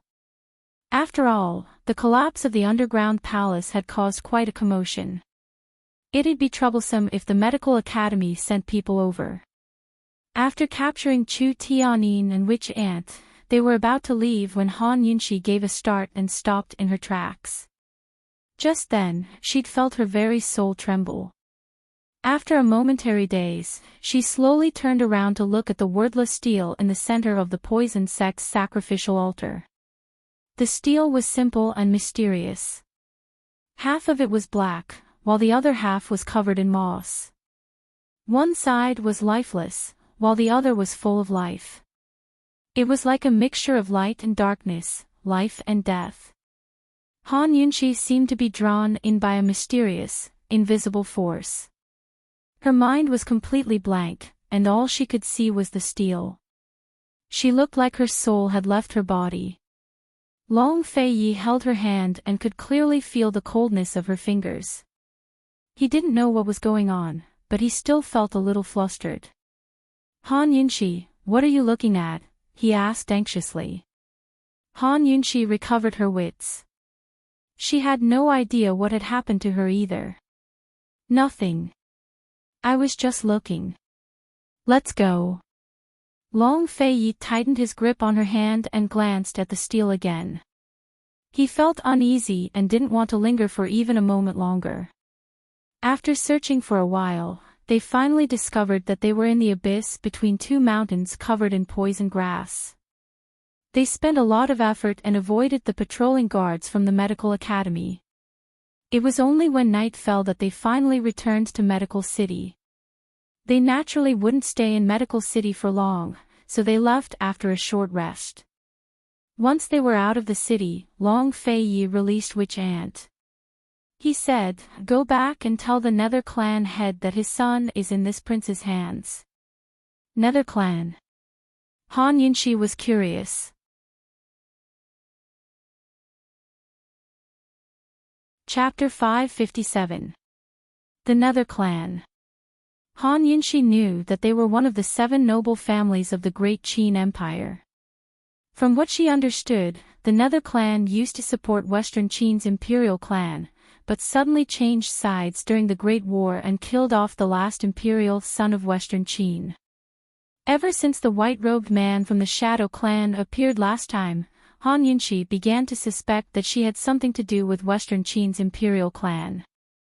Thus, she'd been collecting information about the Great Qin Empire, the 2 imperial clans, and the 7 noble families. Unfortunately, all of the historical records of the Great Qin Empire had been destroyed. Even the unofficial records were few and far between. Most of the information Han Yunqi received was from folk legends. As for whether they were true or false, she couldn't tell. Ever since she found out about her father's identity from Lady Lianxin, Han Yunqi stopped caring about Western Qin's imperial clan. She figured that the white-robed man from the Shadow Clan must have come for Lil Thing. If she was the orphan of Western Qin's imperial clan, the white-robed man would have told her everything long ago. There was no need for him to play dumb with her, was there? Han Yunqi was stunned. Western Zhou's Chu clan was actually a descendant of the Nether Clan. How did Long Feiyi know? Was it because of the driving arrow arts? With Chu Tianyin in their hands and Long Feiyi in on the secret, Western Zhou's Chu clan was probably in big trouble. Although the Great Qin Empire had been destroyed ages ago and both the Eastern and Western Qin imperial clans were gone, the descendants of the 7 noble families were still alive.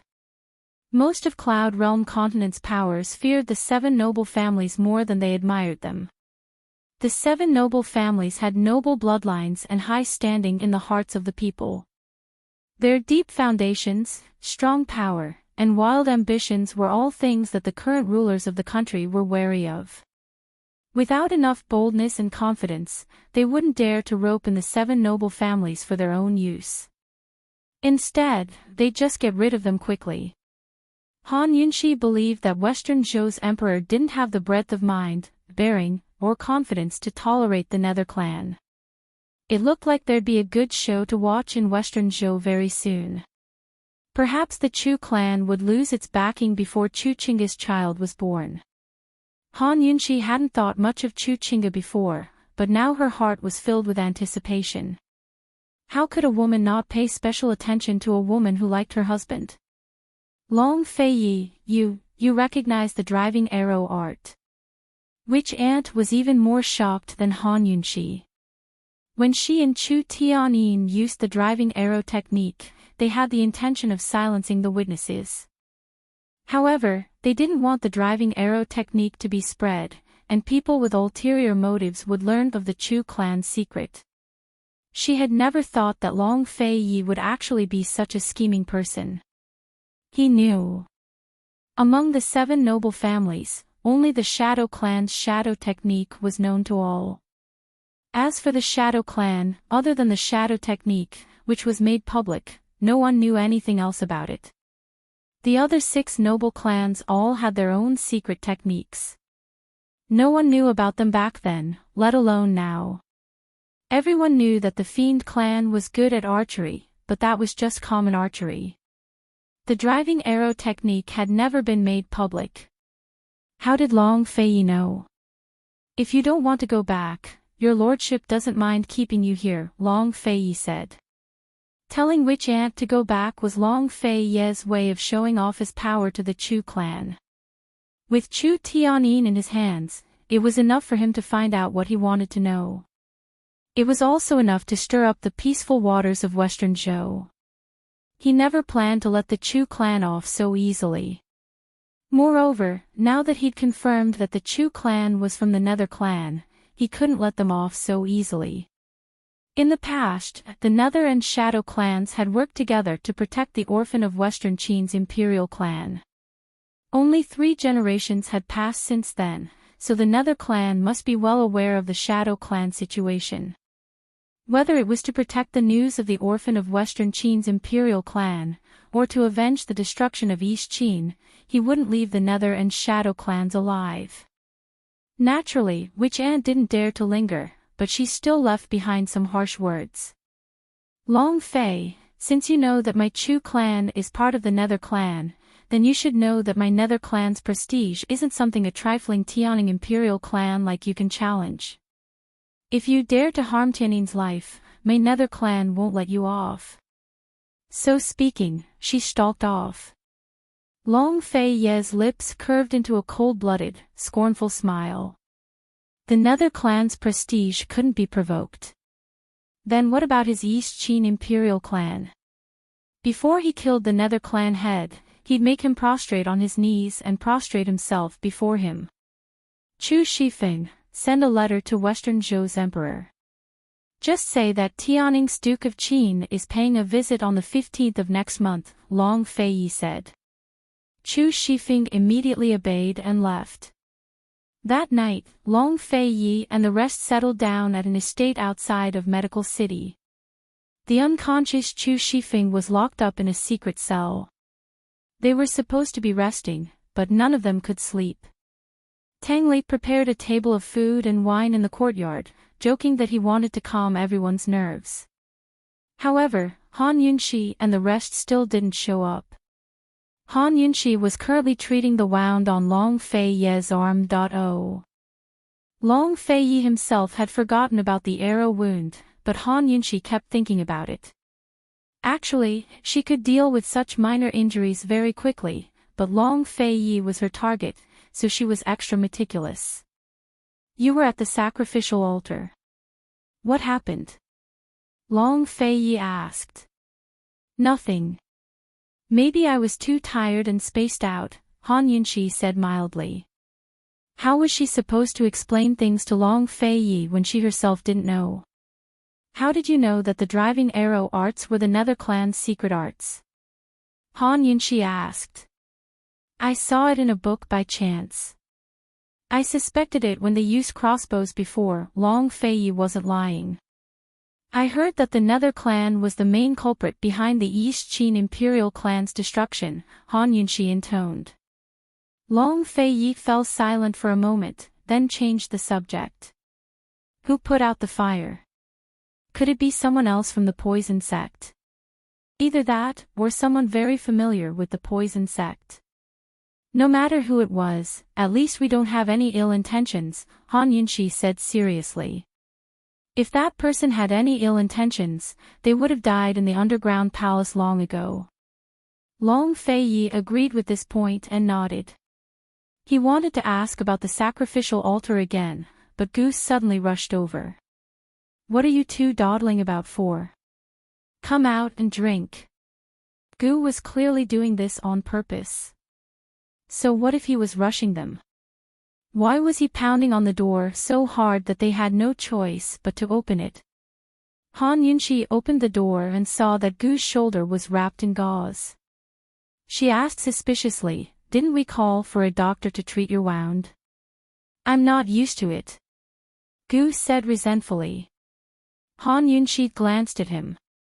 Although the arrow wound wasn't well bandaged, he'd used the right medicine. She wasn't worried anymore. After all, no one in the world was better at using medicine than Gu. Gu glanced at Long Fei Ye's hand, the gloominess in his eyes growing. When they reached the courtyard, Gu asked who had put out the fire. Unfortunately, they couldn't come to a conclusion even after a long discussion. It had to be said that this matter had become a mystery. Long Fei Yi didn't allow Han Yunshi to drink, but Gu kept trying to get Han Yunshi to drink. "I'm happy, so I should drink a little." Gu looked like he was smiling, but his eyes were filled with stubbornness. Long Fei Yi didn't say a word, but his eyes told Han Yunshi that she couldn't drink. Actually, she didn't want to drink either. As if in a fit of pique, Gu Qishao shoved the wine cup in front of Han Yunshi. "Poison lass, this is the first time I've drunk with you. You don't even give me the honor of drinking a cup. Are you still a friend?" "Poison lass," Han Yunshi refused at first, but after going back and forth a few times, she couldn't resist and wanted to take it. However, Long Fei Yi finally took it and drank it in one gulp. Gu was happy. How could he bear to force Han Yunshi to drink? His goal was to force Long Fei Yi to drink. "Long Fei Yi, you're drinking for her, right? If you do, you'll have to drink twice. Come, drink 2 cups. Gu said with a smile, suddenly in a good mood. Long Fei Yi still didn't speak, and the 2 cups of wine quickly went down his stomach. Han Yunshi rolled her eyes at Gu, but Gu pretended not to see it. Tonight, he wanted to test Long Fei Ye's alcohol tolerance. Soon, he had another reason to toast Long Fei Yi. He was obviously a big man, but when he was stubborn, he was like a big boy. Tang Li watched from the side and didn't dare to interrupt. He silently poured wine and drank by himself. He was depressed. How was this calming down? This was the rhythm of a drinking competition. Fortunately, his brother was in a good mood tonight. If it was in the past, he would have kicked Gu, this guy who didn't know what was good for him. Han Yunshi watched from the side and couldn't help yawning. She was tired. After sitting for a while, she went to sleep first. Not long after she left, Long Fei Yi got up and wanted to leave without saying goodbye. Gu didn't persuade him to drink and silently followed. Tang Li was like an abandoned child, sitting in a daze. He kept feeling that something was wrong, but he couldn't put his finger on it. He could only continue to pour wine and drink by himself. It was their first time drinking together. Couldn't they drink properly? Long Fei Yi didn't go back to the house. He lightly jumped onto Han Yunshi's roof. Gu quickly caught up and sat beside him. Long Fei Yi didn't look at him. His eyes were a little heavy. It looked like he didn't plan to sleep. Gu Qishao yawned a few times before he said, "Thanks." He had made a special trip to say this. In the abyss, he almost told Han Yunshi the secret of his immortality. Long Fei Yi didn't say anything. Gu sat for a while and got up to leave. At this time, Long Fei Yi said, "Why did you want to tell her the secret that you've kept for so long?" "I was afraid that she would cry," Gu answered without hesitation. "Would she?" Long Fei Yi asked. Yes, she definitely would. Gu wasn't sure about other things, but he knew this in his heart. Long Fei Yi fell silent again. But very quickly, he spoke again. "Gu, immortality, isn't it good?" Gu immediately laughed out loud. "Is it good? What's not good about it?" Long Fei Yi asked back. Long Fei Yi, do you think I'm human?" Gu asked self-deprecatingly. Seeing that Long Fei Yi didn't answer, he asked again, "Long Fei Yi, once the news of immortality gets out, how many people in the world will want my life? Not to mention others. If the bunch of old things in the medical school knew about this secret, they would definitely do everything possible to capture him. Even if they had to cut him open and dismember him, they would still study him thoroughly. Who in the world didn't want to be immortal? Who didn't want to know the reason for immortality? Long Fei Yi, one day, if the girl I like grows old and dies, what will I do? Gu asked again. Liking someone wasn't an easy thing. Finally liking someone but not having the right to accompany her until she grows old was an especially painful thing. But to him, there was something even more painful. He didn't even have the right to accompany her until she dies. He was destined to bear the pain of watching her leave. Long Fei Yi fell silent. Gu didn't say anything else. Actually, these weren't the most painful. The most painful were the days when he turned from a carefree child into an immortal monster. Even though he had grown up, sometimes when he dreamed in the middle of the night, he would still break out in cold sweat. Oh.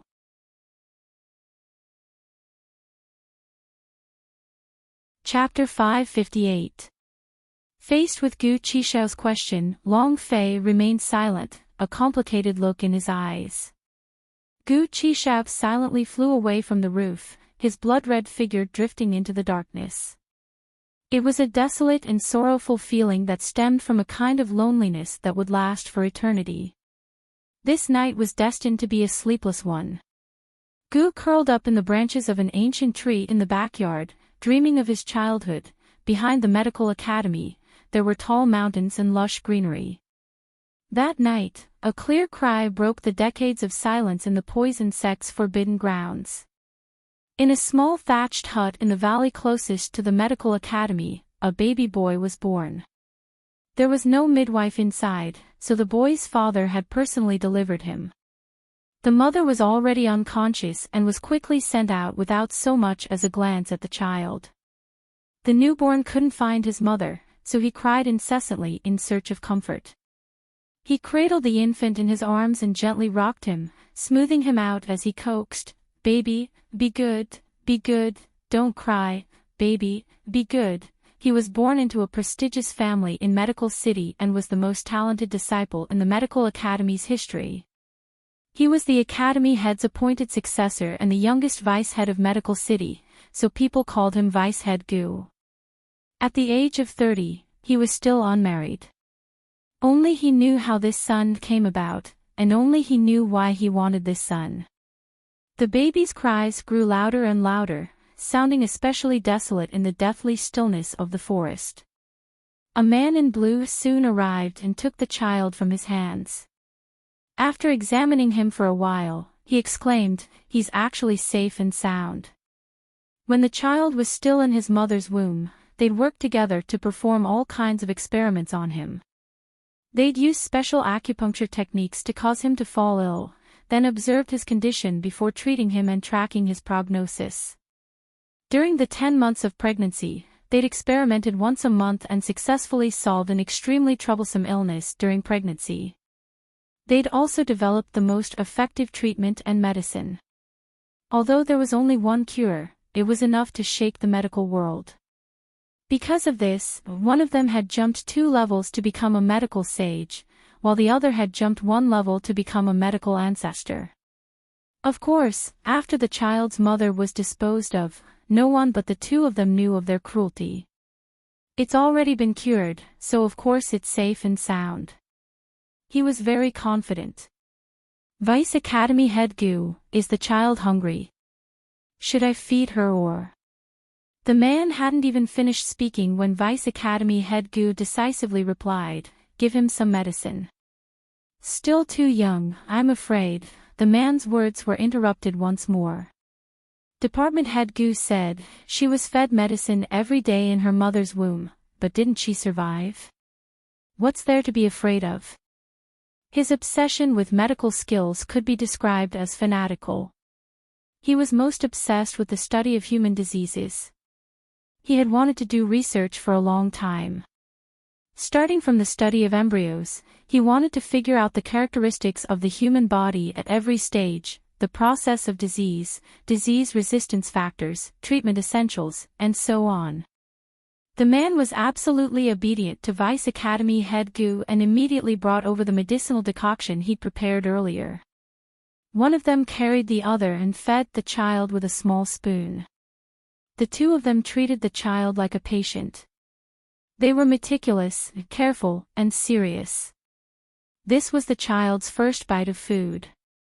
It was bitter. Without the contrast of sweetness, the child did not know that this taste was called bitter.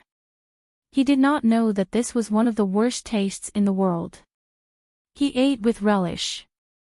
His little mouth instinctively sucked and swallowed the medicinal soup that was fed into his mouth. After a while, he was satisfied and stopped crying. His mouth, stained with medicine, would occasionally curve into a sweet smile, making others unconsciously smile along with him. His smile had been very beautiful since he was young. Vice Academy head Gu, why don't you give the child a name? The man said with a smile. Today is the 7th of the 7th month. Let's call him Xiao Qi. Vice Academy head Gu only gave Xiao Qi a nickname. The child didn't need a proper name because he would only exist as a secret. Just like that, Xiao Qi ate medicine for 3 days without any problems. However, something happened on the 4th day. He cried and cried, vomiting up all the medicine and water he'd been fed. He was like a child who couldn't find his mother and refused all consolation. Vice Academy head Gu and the man tormented each other for an entire day. Even their hearts of stone had been broken by Xiao Qi's crying. Of course, they were afraid that they wouldn't be able to protect this special child, the child they'd spent so much effort to obtain. Helpless, they could only stop feeding him medicine and call for a wet nurse. The wet nurse immediately comforted Xiao Qi. Soon, the man discovered that Xiao Qi's pulse was abnormal. Vice Academy head Gu, we must stop all experiments and raise the child first. Otherwise, all our previous efforts will be wasted. Vice Academy head Gu gently stroked Xiao Qi's cheek. He looked completely like a loving father, his eyes full of tenderness and love. Xiao Qi was his treasure, his most infatuated treasure. Of course he would love him wholeheartedly. He said, let's try again. And so, for the next 3 days, they alternated feeding and feeding medicine. Xiao Qi's pulse became worse and worse. Finally, Vice Academy head Gu was afraid and immediately stopped the experiments and began the normal treatment. He didn't dare to sleep at all. He held Xiao Qi and watched Xiao Qi sleep, watched Xiao Qi wake up, watched Xiao Qi smile, watched Xiao Qi cry. 10 days later, Xiao Qi's pulse finally returned to normal. However, he had developed a bad habit of having trouble sleeping. He had to be coaxed half the day before he could fall asleep. Vice Academy head Gu personally held him every day. Qi, be good. Qi, be good, Qi, be good and sleep. Qi, be good and sleep. His voice was so gentle and kind that Xiao Qi gradually fell asleep. He would grin from time to time in his dreams, still as sweet as ever. A baby's memory was very short. He didn't know how to hate, so he easily forgot the pain from a few days ago. Vice Academy head Gu and the man discussed and analyzed the situation. They decided to raise Xiao Qi until he was 6 years old first before beginning their sacred experiments. Just like that, Xiao Qi survived in the forest of the poison sect's forbidden grounds. When he was 4 months old, his wet nurse disappeared. For as long as he could remember, the only people who had accompanied him besides his father was the man surnamed Ling. Xiao Qi called him Uncle Ling. As he grew up, he began to have clear preferences and dislikes. He began to boldly explore the mysterious world of the poison sect's forbidden grounds, filled with curiosity and pleasant surprise. When he found a tree he liked, he would wait for his father to come back at night and say, "Father, Qi wants to be a tree and have flowers bloom all over my body." When he found a bird flying high in the sky, he would wait for his father to come back at night and say, "Father, Chi wants to be a bird and fly to the other side of the mountain." He found that all the plants in the mountains had withered and died. When his father came back, he would say sadly, "Father, will Chi wither and die one day?" Withered and dead. "Once winter passes and spring comes, you'll come back to life," his father replied. Shao-Chi was so happy that he grew impatient. "Father, Shao-Chi doesn't like to wither. I don't like to die." His father's eyes were always filled with love when he looked at him. His father would patiently answer his every question. His father was Shao-Chi's everything in his life. Shao-Chi had many, many questions, but he never asked his father where his mother was. Because in Shao-Chi's isolated world, no one had ever told him about the existence of a mother. Shao-Chi's world consisted of his father, Uncle Ling, and all the flowers, plants, birds, and beasts in the mountains. Shao-Chi was very smart and learned everything he saw once he was taught. He had a photographic memory and remembered every single poisonous plant his father mentioned. Before he was 6 years old, he had already recognized every single one of the poisonous plants in the mountains. Life in the mountains was the most unrestrained. Little Seven was like a wild child. Every day, with a dirty little face, she ran all over the mountains and plains. She behaved atrociously without a care in the world. However, no matter how carefree he was, Shao-Chi still needed someone to accompany him every night. He needed his father to coax him to sleep.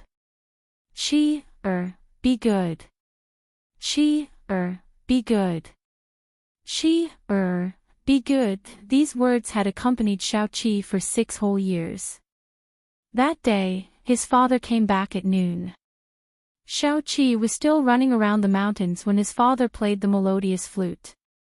Shao-Chi was overjoyed and ran back excitedly. "Father! Hey!" His father picked him up and lifted him up high. His father tickled his armpits until he giggled. His father was affectionate with him for a while before putting him down. Shao-Chi saw a table full of dishes the moment he entered the house. They were all his favorite dishes. He didn't understand and turned to look at his father.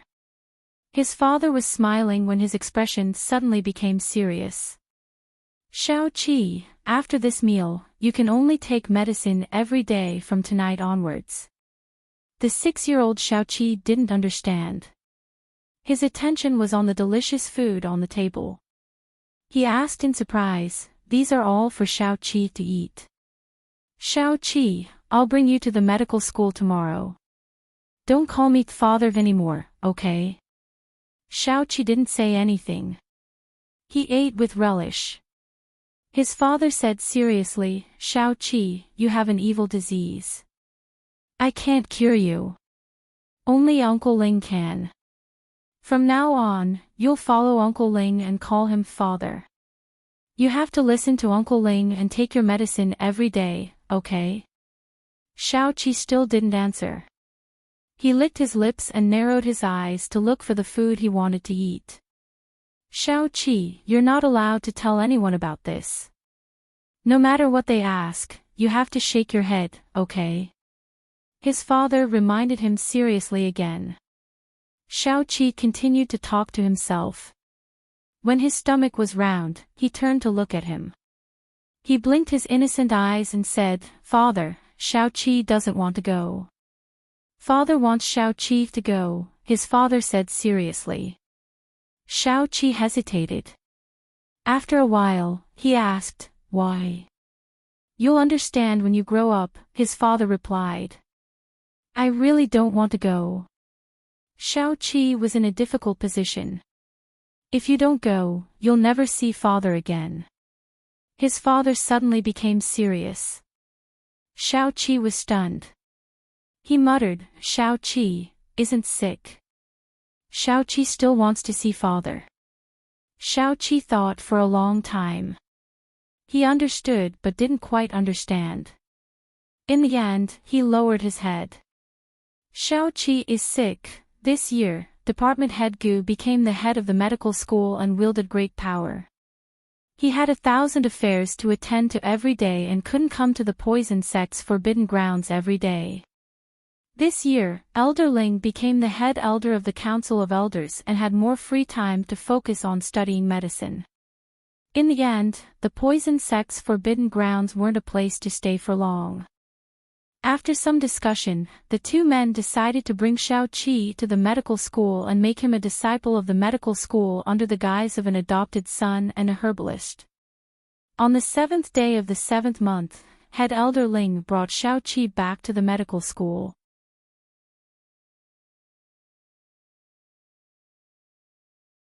Chapter 559.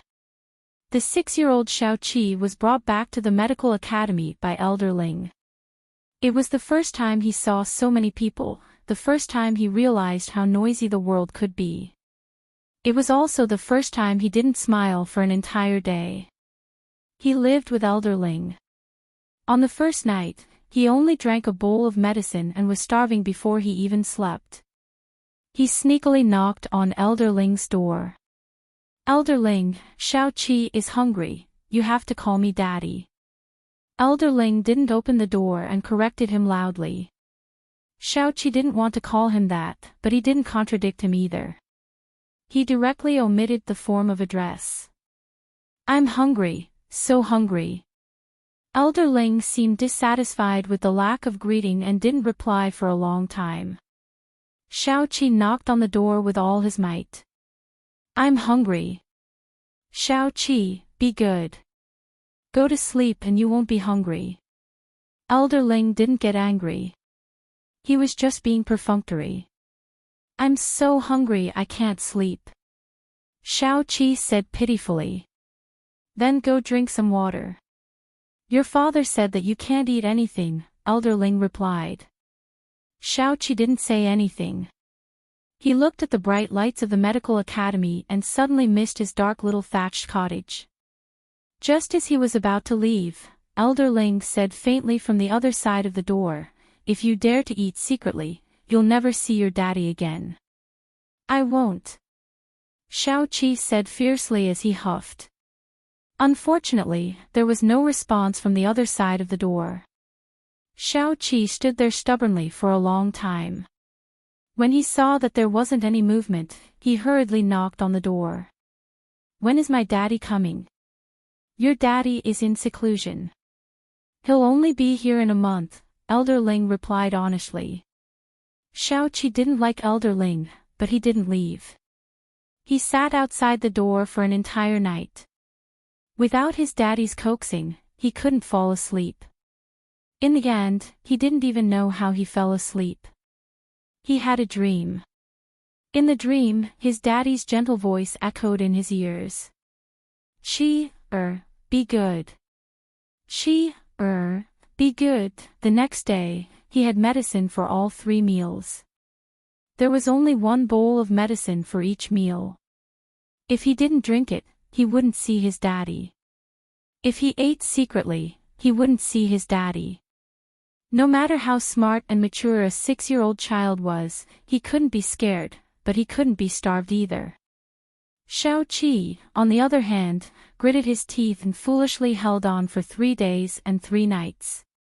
Finally, on the 4th day, he couldn't hold on any longer and fainted in front of Elder Ling's room. Elder Ling had actually been paying close attention to his movements the entire time. Knowing that he had fainted, he immediately came out to check his pulse. The result was to his delight.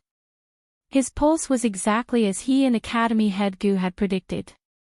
If he could endure it for another 3 days and 3 nights, the child would really have to take medicine for the next few years. Elder Ling fed Xiao Qi both medicine and sugar water on time. One day later, Xiao Qi woke up in a daze. He almost recognized Elder Ling as his father. The word father was on the tip of his tongue, but he swallowed it. He muttered, "Qi, will be good. Qi, will be good." He quickly fell into a coma again. The moment he lost consciousness, Dingu walked out from the side and personally took his pulse. Very well, Dingu said in a low voice. Elder Ling was overjoyed. Don't worry, Dean. He won't be able to escape from me. He won't run away. Dingu was very certain. He had been with this child for 6 years and knew how much this child relied on him. A single sentence of, "I'll never see father again," was enough to threaten him. 2 days later, Xiaoqi suddenly woke up. He felt that something was wrong with his stomach, but he couldn't put his finger on it. He sat on the bed in a daze and rubbed his stomach, muttering, "I'm so hungry." Just then, Elder Ling brought in a table full of food. The fragrance of the food quickly filled the room. Xiaoqi was already hungry, and the smell of the food made him even more hungry. He looked at it from afar and couldn't stop swallowing his saliva. However, he didn't ask, nor did he beg. He knew that he couldn't eat. "Xiaoqi, it's time to eat. Come over." Elder Ling finally spoke. The famished Xiaoqi didn't rush over. Instead, he asked cautiously, "If I eat, can I still see father?" "Yes." Elder Ling chuckled. Xiaoqi was overjoyed. He didn't dare ask any more questions, afraid that Elder Ling would go back on his word. He rushed over and wolfed down the food. Even an adult stomach wouldn't be able to take it if they suddenly overeat after starving for so long, much less a 6-year-old child. Xiaoqi hadn't eaten much yet, but his stomach was already hurting. However, he endured it and wolfed down the food. He didn't know when his next meal would come. He thought that if he ate more and hid it in his stomach, he wouldn't be hungry so quickly. However, his stomach gradually became more and more uncomfortable. It felt like it was bloating and cramping. His chest felt stifled. He wanted to vomit, but he couldn't. Even breathing was difficult. Finally, he put down his chopsticks and looked at Elder Ling for help. He felt terrible. Coldly, Elder Ling looked at him and waited, unmoved. Xiaoqi retched a few times but didn't manage to vomit. Suddenly, he was afraid. He pounded his chest and stomach, crying out in pain, "Father! I want father! I want father!" Sob, sob. Breathing was already difficult, and this crying made it even more difficult. His little face turned red, and he kept vomiting in fear. It seemed that vomiting would make him feel better. However, he just couldn't vomit. At first, he was standing. Then, he lay on his stomach. Finally, he rolled on the ground and cried his heart out. His delicate features were all distorted. Finally, he rolled to Elder Ling's feet and begged, "Uncle Ling, save Xiaoqi. Uncle Ling, Xiaoqi is in pain." Sob, sob. Elder Ling stepped back, and Xiaoqi lay on his stomach again. Elder Ling stepped back again, and Xiaoqi struggled to roll over. He hugged Elder Ling's shoe as if he was hugging his last straw. Sob, sob, sob, sob. However, Elder Ling kicked him away. Xiaoqi rolled to the side and lost his last bit of strength. He lay on the ground, dying. His breathing was weak. He couldn't even cry. He whimpered and instinctively said, "Mom, Mom, what's that?" He didn't understand. He was just like when he was born. He didn't know anything. He instinctively needed a mother's embrace and protection. He mumbled and mumbled, and unknowingly, he fell asleep. Perhaps he would wake up, or perhaps he would sleep forever. 3 days later, Xiaoqi woke up. However, from then on, Xiaoqi didn't eat anymore. At first, he vomited whenever he saw food. He couldn't eat anymore. Later, when he was hungry, he wanted to eat. However, no matter what he ate, he would vomit it out immediately. Even he couldn't control it. He didn't know why. Elder Ling had said that this was the demonic disease he had contracted. Xiao-Qi didn't believe it, but his father also said that this was his illness. Xiao-Qi believed him. Xiao-Qi could only drink medicine. He no longer ate it 3 times a day. He drank it whenever he was hungry. No matter how bitter the medicine was, he drank it with relish. He never vomited. Gradually, Xiao-Qi learned how to drink medicine. Without a teacher, he could identify the medicinal properties of dozens of herbs. Thus, he began to study medicine. Without a teacher to teach him, he compared the medicine to the books and tested it himself. He easily grasped the properties of various herbs. He even began to experiment with making and growing medicine. Gradually, he grew up and no longer stubbornly wanted to see his father. He understood the significance of the 2 titles, the head of the medical academy and the head of the council of elders. He understood the influence his status had on his father's future and the contributions he made to the medical community. He saw his father a few times. When no one was around, he would secretly call him Dad. When outsiders were around, he would remain silent.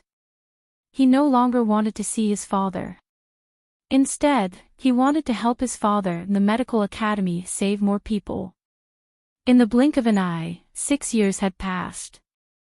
In these 6 years, he had cultivated nearly 100 new herbs, far more than any other clan in Medicine City. These new herbs had saved countless people from the torment of illness and even death. He was 12 years old. It was the 7th of the 7th month. On this day, Elder Ling took him into seclusion to study medicine. However, as soon as they entered the secret room, Elder Ling ordered people to tie him up. Elder Ling, what is the meaning of this? 12-year-old Xiao-Qi's voice was still tender, but it was sharp. Xiao-Qi, don't be rude. A familiar voice rang out. Little Seven turned around and saw that it was his father, Dean Gu. He shook his head in shock, his mind blank. Dad, Academy head Gu ignored him and walked over to a long table with a bowl of black soup. Xiao-Qi immediately knew that it was poison, but he didn't know what kind of poison it was. Dad, what are you doing? Academy head Gu carefully sniffed the bowl of poison. After confirming that there was no mistake, he handed it over. Be good, Qi. Drink this. Academy head Gu probably still thought that Xiao-Qi was a naive child who didn't know anything. Xiao-Qi pursed his lips and stared at his father. Tears were about to fall from his eyes. He seemed to understand what was going on, but at the same time, he didn't seem to understand at all. Academy head Gu didn't force him, but he handed the bowl of poison to Elder Ling. Elder Ling forced his mouth open and stuffed a metal tube into his mouth. Then, he forced the poison down his throat and forced him to swallow it. This wasn't a true poison, nor was it medicine. It was called a medicinal poison, something that could make people sick. In less than 2 hours, the medicinal poison took effect. Xiao-Qi's entire body was covered in red spots. The itch was unbearable, and his entire body burned as if he had a high fever. This was leprosy poison. Xiao-Qi finally understood what his father and Elder Ling were doing. His eyes filled with tears as he stared at his father, stubbornly refusing to speak. Unfortunately, his father didn't care about the tears in his eyes. He only cared about the changes in his body. They didn't give Xiao-Qi any medicine for 3 whole days. They observed the changes in his condition. The fever didn't subside, and the itch was worse. They let go of one of Xiao-Qi's hands so that he could scratch the itch. Then, they observed the scratches. No matter how stubborn he was, he couldn't stop the disease. Xiao-Qi was dizzy from the fever. He scratched unconsciously, and in less than a day, his arms and stomach were torn apart.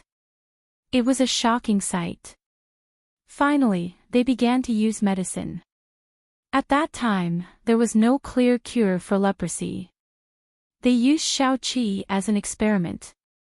They used one medicine at a time, and each medicine had to be tested for 2 days. They tried for an entire month before they finally found the most effective acupuncture technique and prescription. At the age of 12, Xiaoqi was as thin as a skeleton. His entire body was covered in cuts and bruises. He was no different from a corpse. When his fever subsided, he slowly raised his head and called out in his childish voice, "Father, kill Xiaoqi then."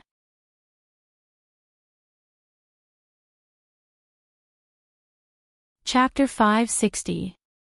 Kill Xiaoqi. Academy head Gu looked at Xiaoqi doubtfully, as if he didn't understand him. "Say that again."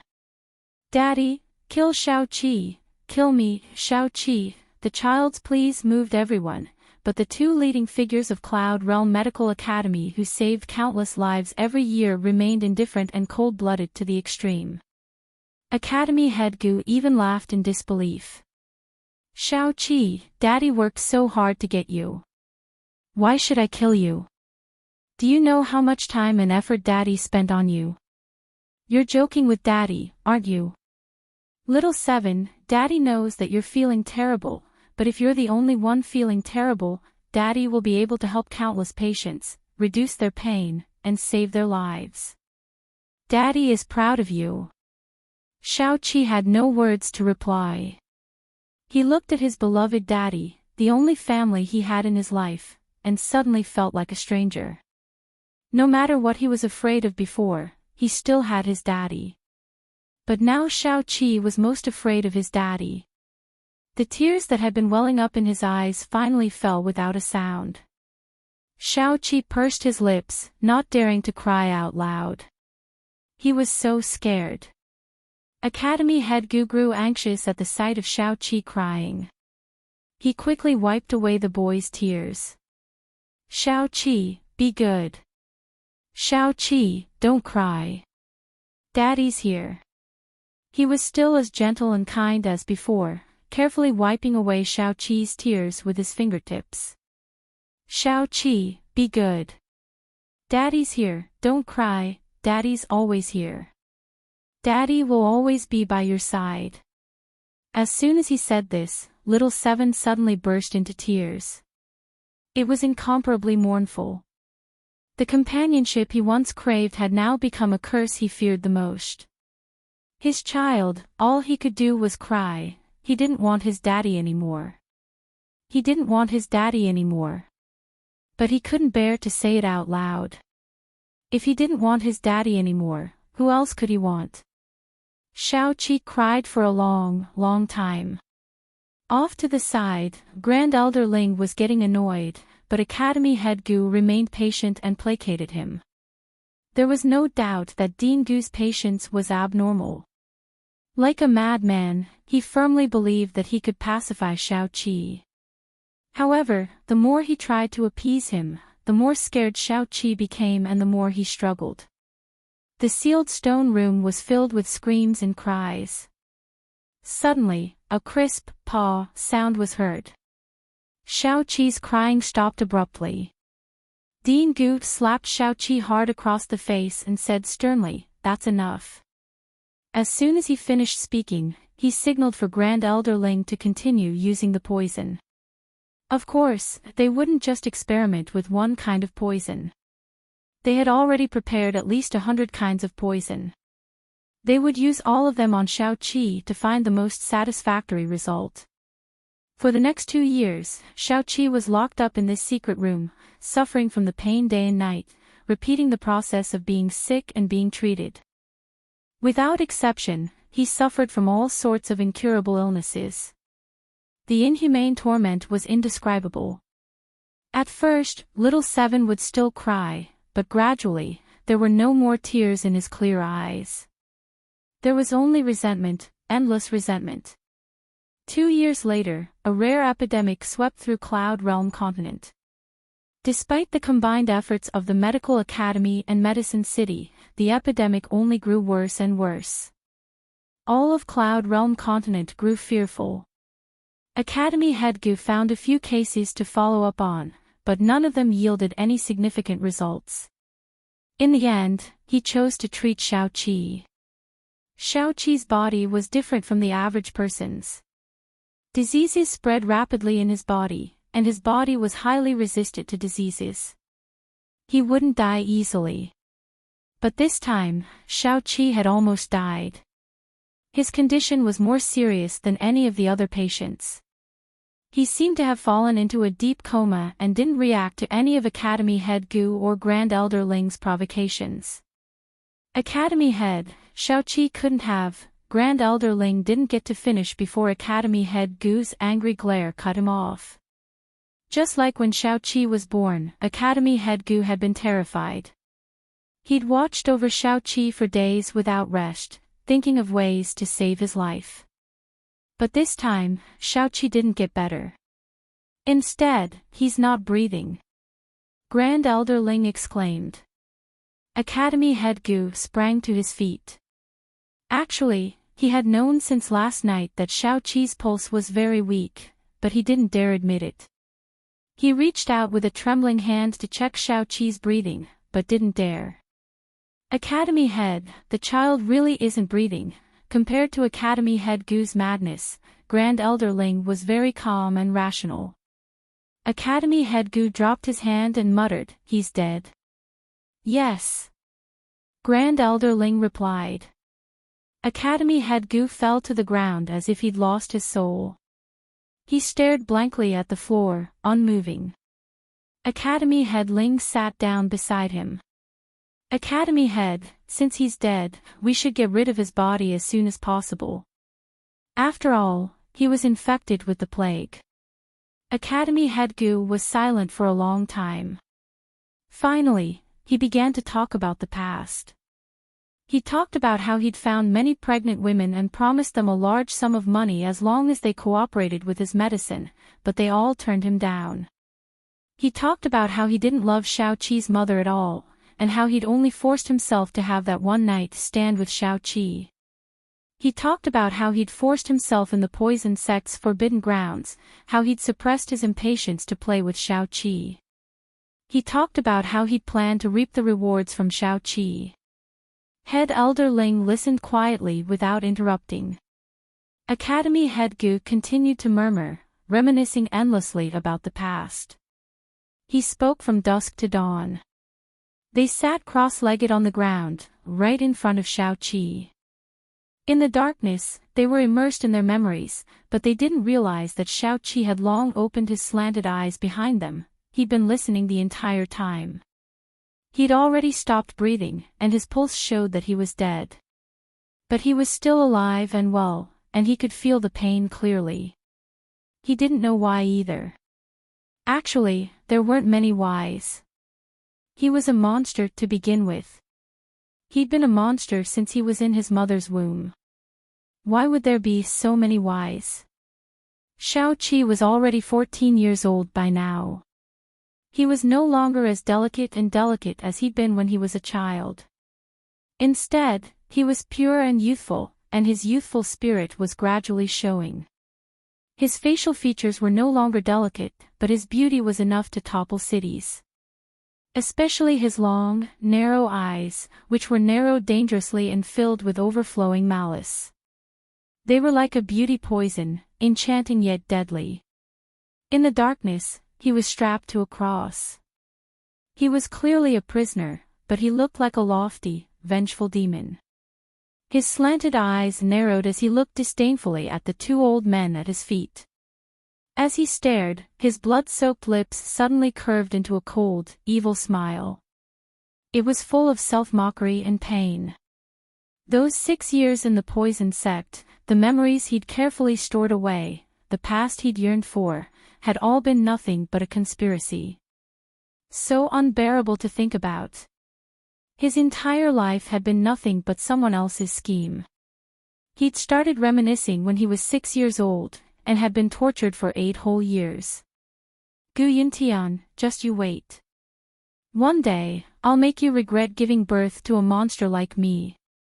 Gu Yuntian had taught him poison since he was young. Why did the esteemed head of the medical academy know poison? He'd lived in Head Elder Ling's courtyard since he was young. How could the shady dealings of the medical academy escape his eyes? In the past, he'd never taken these matters seriously. But now, they'd become bargaining chips for his future revenge. One day, he wouldn't just destroy Gu Yuntian, he'd destroy the medical academy, the place where he'd been born, raised, and harmed. As Academy head Gu spoke, he fell asleep. Head Elder Ling sighed and got up. He'd already ordered people to take care of Xiao Qi's body, but when he checked Xiao Qi's pulse, he found that it was back to normal. Academy head. Head Elder Ling's startled cry echoed through the secret room. Academy head Gu woke up from his sleep, but before he could stand, he heard Head Elder Ling cry out, "Academy head, Xiao Qi isn't dead. He's not dead." Academy head Gu jumped in fright and hurriedly checked Xiao Qi's breathing. He found that Xiao Qi really was breathing. He hurriedly checked Xiao Qi's pulse and found that it was back to normal. However, this didn't refer to his original pulse, but to Xiao Qi's normal pulse. His plague was cured. The strange pulse he'd had from eating medicine all year round had disappeared as well. What's going on? Academy head Gu and Head Elder Ling looked at each other in shock. The two of them hurriedly put Xiao Qi down and took turns examining him. Everything is normal. How can this be?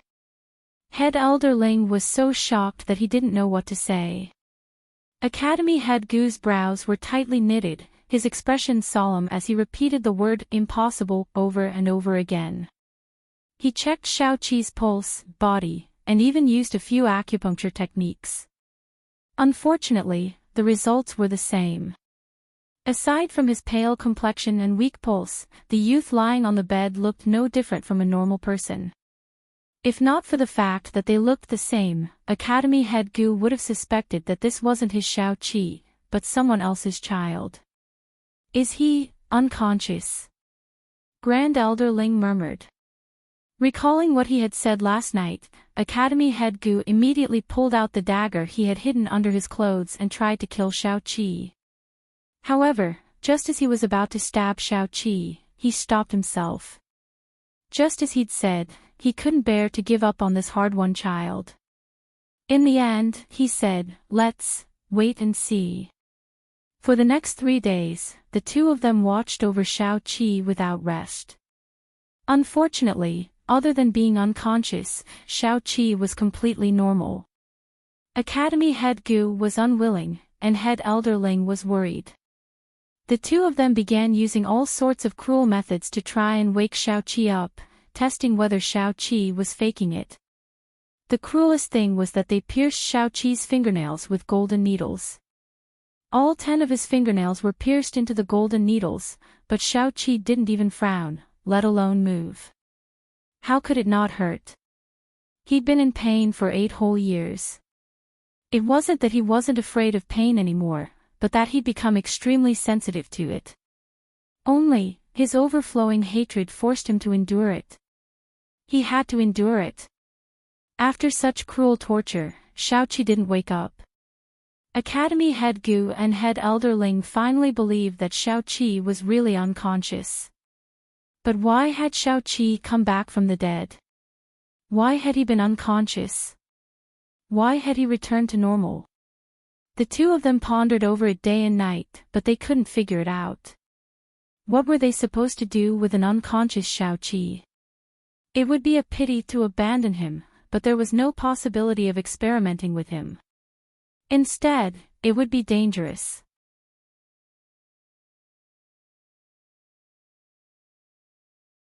Chapter 561. What should they do now that Xiao Qi was back to normal, but still unconscious? Everyone in the medical academy knew that Head Elder Ling had taken Xiao Qi into closed-door cultivation to study medicine. 2 years had passed since then, and many people were asking when Xiao Qi would come out of closed-door cultivation. After all, Xiao Qi had developed a large batch of new medicines for the medical world.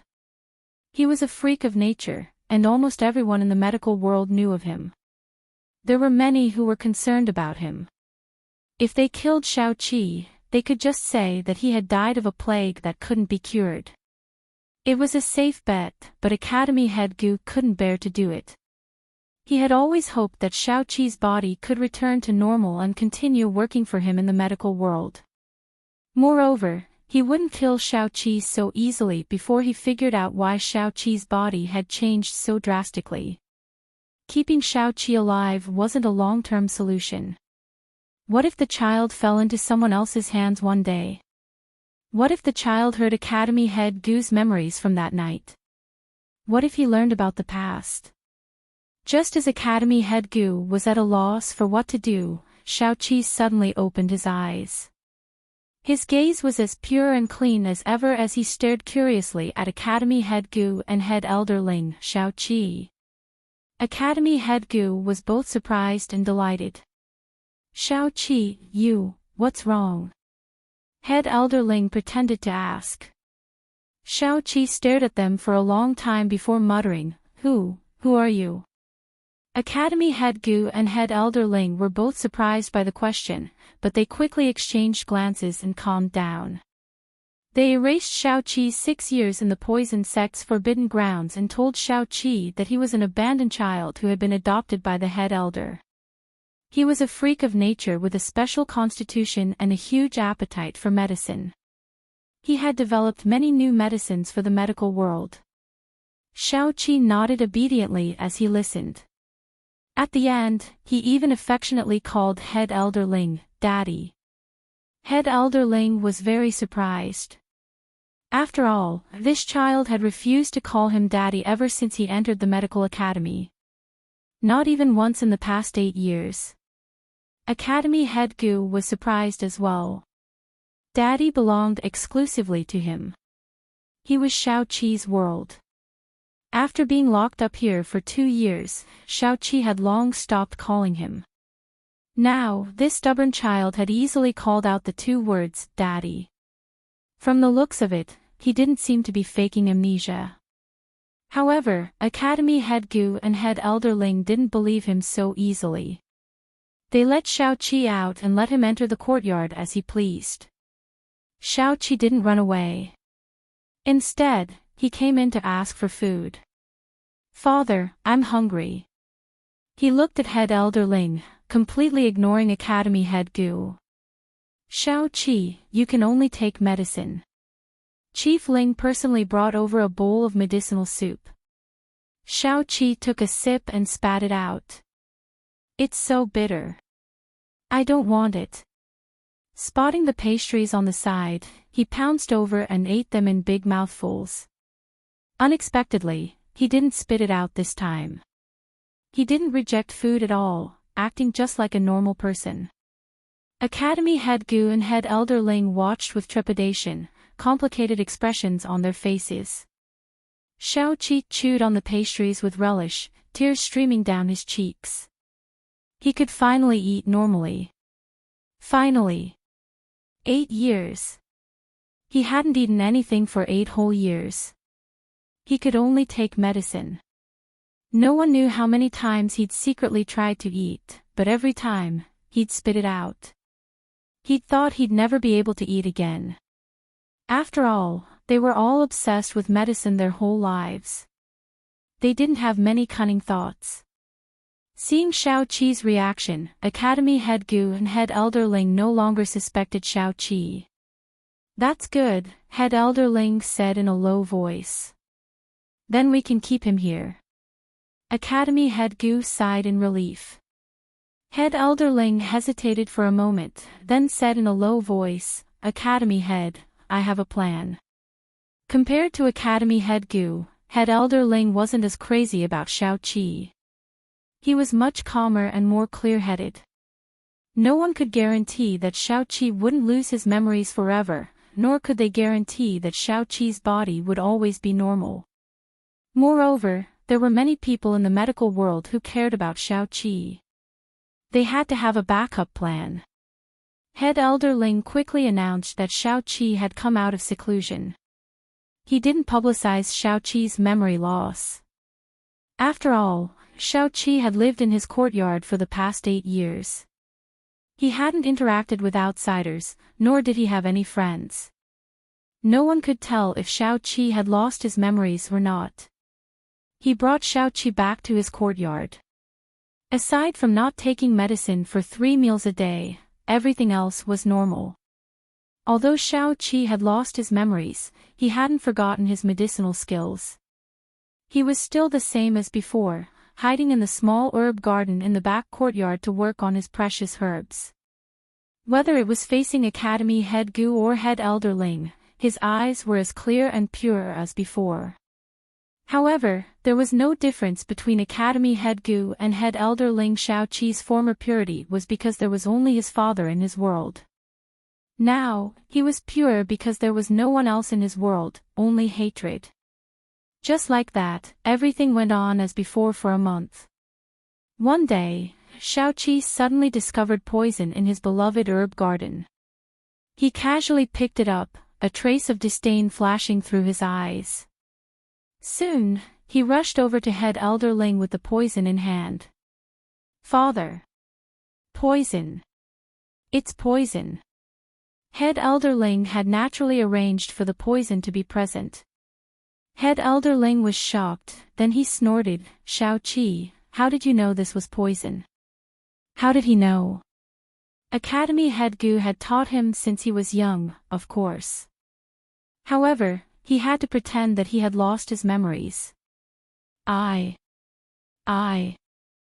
don't know either, Xiaoqi said innocently, then added, "But, it really is poison. Guards! Capture Xiaoqi and bring him to the academy head." Head Elder Ling ordered cold. "Father," Xiaoqi was stunned. He was acting so well, just like when he'd seen his biological father hanging in the secret chamber. He was at a complete loss, unable to understand. "I'm not your father. I don't have a son like you." Head Elder Ling's acting was even more genuine than his son's. Head Elder Ling quickly brought Xiaoqi to see Academy Head Gu. At the same time, Head Elder Ling summoned the Vice Academy heads and the elders of the Council of Elders. The upper echelons of the Medical Academy were gathered to interrogate Xiaoqi. "Speak, how did you identify this poison?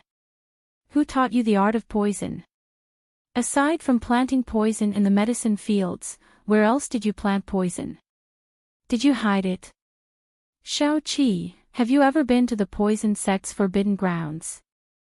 Xiaoqi, are you in cahoots with the remnants of the poison sect?" Xiaoqi could confidently answer each question, but he either remained silent or said, "I don't know." These questions were like knives that stabbed into little Seven's heart. The white knife went in and the red knife came out. Xiaoqi inadvertently glanced at the high and mighty Academy Head Gu, who hadn't said a word this entire time. He felt so uncomfortable that he found it hard to breathe. "Father, weren't you the one who gave me all of this?" At the end of the interrogation, they even used torture. But Xiaoqi still shook his head. "I don't know." Head Elder Ling even went as far as to put righteousness before family. He provided some so-called evidence to slander Xiaoqi for stealing large amounts of precious medicinal ingredients over the years, suspecting that Xiaoqi had used them to trade with the remnants of the poison sect. Finally, Academy Head Gu spoke up. "Xiaoqi secretly studied poison and stole medicinal ingredients. His heart isn't in the right place. For these 2 crimes, he shall be expelled from the medical academy and banned from entering it forever." The crime of secretly studying poison was enough to seal Xiaoqi's fate. Why did Head Elder Ling add on the crime of theft? Poison was a taboo in the medical academy, so it wasn't convenient to publicize this crime. However, the expulsion of Little Qi had to be made public.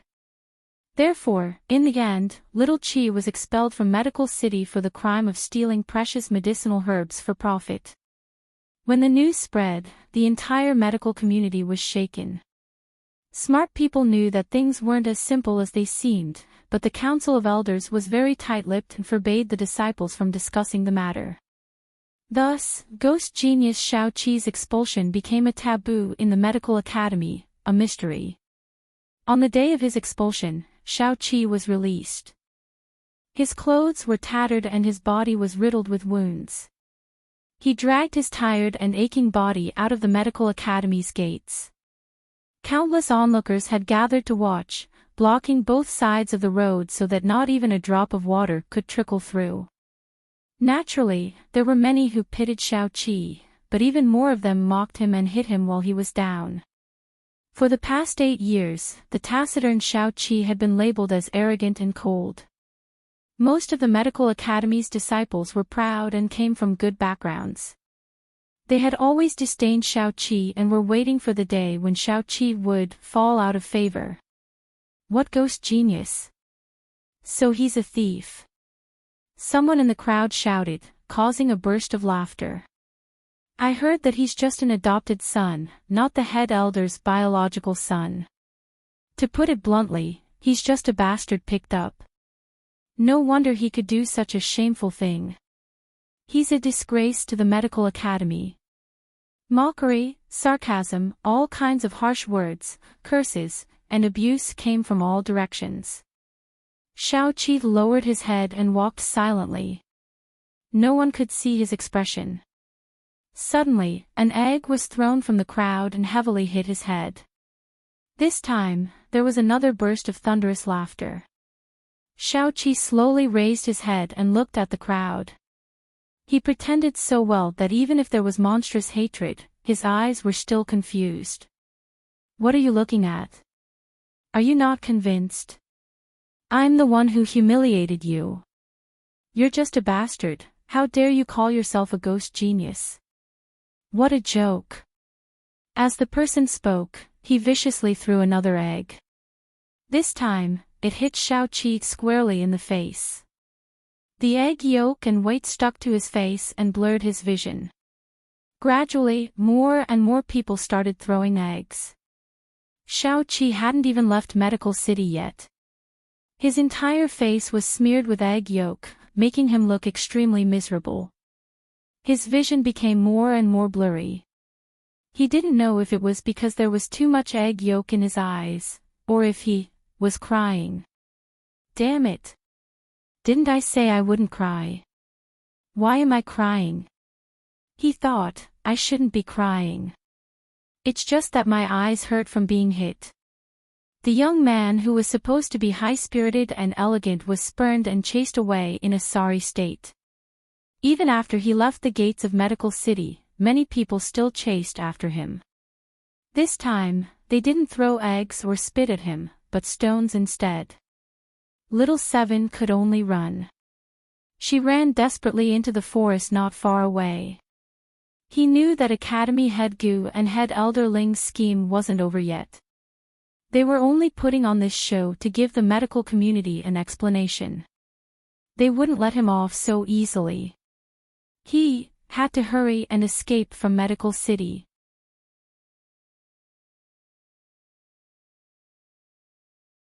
Chapter 562. As soon as he exited the gates of Medical City, Shao-Chi kept running forward, not daring to stop for even a moment. He didn't know where to go, so he just kept moving forward. He only dared to stop and rest when he reached a barren forest. He didn't even have time to sit down before he fell to the ground with a thump. He was just too tired. His surroundings were silent, and only his rapid breathing could be heard. But soon, a few strange insect sounds came from the bushes to the side. Shao-Chi was already on high alert, so when he heard these sounds, he immediately held his breath. He followed the sound and saw a man in his 40s hiding in the bushes, smiling at him. Shao-Chi turned to run without hesitation, but the man rushed out and grabbed him. Shao-Chi, I'm Uncle Luo. Have you forgotten? This person was none other than Luo Zuishan. Shao-Chi didn't remember him at all. Unable to struggle, he simply bit down on Luo Zuishan's wrist. Luo Zuishan's heart trembled from the pain, but he couldn't care less. Shao-Chi, hurry and come with me. The head elder sent people to take you back. Shao-Chi, have you really forgotten me? I'm Uncle Luo. 3 years ago, you gave me medicinal pills and saved my wife's life. Xiao Qi had some recollection of Luo Zuishan's words, and he recalled everything after careful thought. That time, Luo Zuishan had come to the head elder's courtyard to seek medical treatment. The head elder had written a prescription for Luo Zuishan to go to the Council of Elders to ask for medicine. However, Luo Zuishan was only a minor character and didn't have the qualifications to go to the Council of Elders. Luo Zuishan had knelt and begged the head elder to appear, but the head elder had refused on the grounds that it was inconvenient. Xiao Qi had only given Luo Zuishan a pill in passing and hadn't even said a word to him. He hadn't expected Luo Zuishan to remember his kindness. "Hurry and come with me. I know you've been wrongly accused," Luo Zuishan said seriously. Wrongly accused, Xiao Qi's heart suddenly throbbed with grief. Without any hesitation, he hastily fled with Luo Zuishan. Not long after they left, the first elder's men came looking for Xiao Qi. Unfortunately, they couldn't find him even after searching the entire forest. Dean Gu and the first elder were both anxious. They sent more people to search for him for 3 days and 3 nights, but to no avail. Never in their wildest dreams would they have thought that Xiao Qi hadn't gone anywhere and was still hiding in the medical academy. Luo Zuishan said that the most dangerous place was the safest place. Luo Zuishan didn't tell anyone, not even his wife. He cleaned up Xiao Qi very well, gave him a bath, tied up his hair, changed his clothes, and even treated Xiao Qi's wounds. Only then did he discover that Xiao Qi's body wasn't just covered in wounds from eggs and stones. There were also countless wounds of various sizes, both old and new. It could be said that he was covered in scales, and there wasn't a single piece of skin left unscathed. Even his fingernails were broken. Luo Zuishan had actually been paying attention to Xiao Qi all these years. When he learned that Xiao Qi had been banished for theft, his first thought was that there was something fishy about this matter. He had tried to inquire about it, but unfortunately, he hadn't been able to find anything. He didn't care about the real reason Xiao Qi had been banished. He only knew that no matter what mistake Xiao Qi had committed, the first elder wouldn't let him off easily after publicly banishing Xiao Qi. Moreover, it wasn't just the first elder. The various powers of the medical world were definitely watching this child. This child was a rare genius. The value he could create was immeasurable. Seeing Xiao Qi covered in wounds, Luo Zuishan shook his head in heartache. "Did the first elder and the others hit you? How could it be just a hit?" Xiao Qi lowered his head and didn't say a word. Luo Zuishan's eyes were filled with complex emotions. He was silent for a long time before speaking. "Child, I'll send you to Medicine City after this storm blows over. With your skills, you won't starve to death. However, you must remember not to tell anyone that you're Xiao Qi from Medical City, understand?" Xiao Qi still didn't say anything. Luo Zuishan was afraid that his emotions would become unstable, so he didn't dare to ask too many questions. Who would have thought that he wouldn't be able to find Xiao Qi the next day? He only found a note saying that Xiao Qi had stolen all the money in his room. The note said that it was the money for the medicine from before, so they didn't owe each other anything in the future. Luo Zuishan was both helpless and worried. He didn't dare to alarm anyone and could only search in secret. However, Xiao Qi had left Medical City that very night. He had gone to Medicine City. As the cold wind blew, Gu, who was nestled in a tree branch, curled up and slept restlessly. The moonlight shone on his cheeks, making his profile even more beautiful than usual in the dim light. He turned over a few times and groggily opened his eyes. He looked at the moonlight in the sky, then at his surroundings. He subconsciously touched the corner of his eye and felt a cold, wet spot. He stared blankly at the tears on his fingers. However, he quickly regained his senses. He shook his hand forcefully and cursed, "Fuck." He stood up and stretched lazily as if nothing had happened. Then he jumped down from the tree and disappeared into the darkness. How could the events of the past 10 years be finished with a single dream? Just like the hatred that filled the sky, it wasn't enough to end with just one person. Deep into the night, no one could sleep. Even Han Yunxi, who had been sleeping on the bed for a long time, wasn't truly asleep.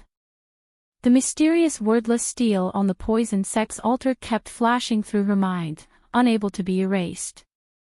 At first, she thought she was dreaming and tried very hard to open her eyes.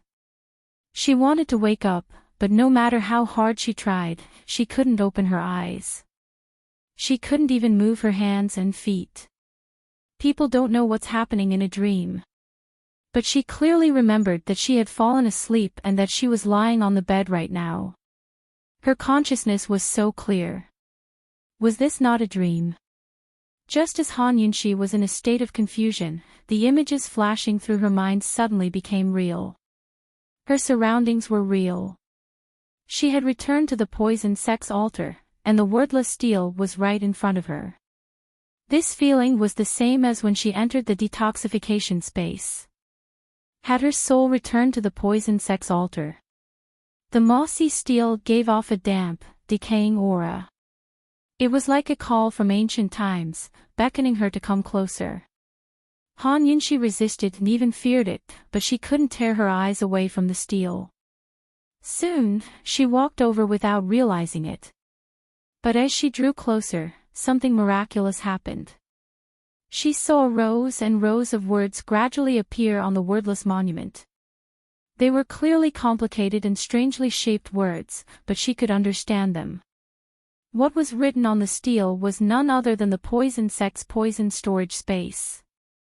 Han Yunxi was greatly alarmed. She didn't have time to worry about her fears or why she'd come here in the first place. She even strode over to carefully read the tiny words, afraid that they'd disappear if she was too slow. Reality quickly proved that Han Yunxi was right. The densely packed words on the steel disappeared from left to right at a speed far faster than Han Yunxi could read them. Han Yunxi panicked. She glanced at 10 lines at a time, one by one. Every time she finished a line, it would disappear. She was so nervous that she held her breath, not daring to stop or have any distracting thoughts. She just kept looking. In the end, every time she finished a line, it would immediately disappear. Gradually, the speed at which the words were disappearing surpassed hers. She could only give up on a large section and look at the rest. Hurry! Hurry! Suddenly, her eyes flew open and she shot up from the bed. She found herself in a room in the side courtyard. What altar? What steel? It was all just a dream. Han Yunxi gasped for breath, her heart still racing. As she got off the bed, she recalled the words in her dream. Although she hadn't finished reading the steel, she knew everything that was written on it. This didn't seem to be a dream. The steel recorded that the poison storage space was the poison sect's most powerful existence. Not every direct descendant of the poison sect had a poison storage space. Some people were born with it in their consciousness, while others might not be able to cultivate it even after decades of cultivation. Some people relied on their powerful consciousness to open the poison storage space, while others carried it with them their entire lives without knowing it. They would never be able to open it. The poison storage space didn't just have the ability to store poison. It had 3 main functions, and the poison storage space was only the first. The first stage was called poison storage. It allowed the user to freely store their own poisons, as well as the world's most poisonous things. The second stage was called enemy resistance. It allowed the user to freely store poisons that posed a threat to themselves. The third stage was called strategy. It allowed the user to freely store any poison in the world. Each stage had its own detailed cultivation rules. For example, the first stage cultivated the strength of one's consciousness.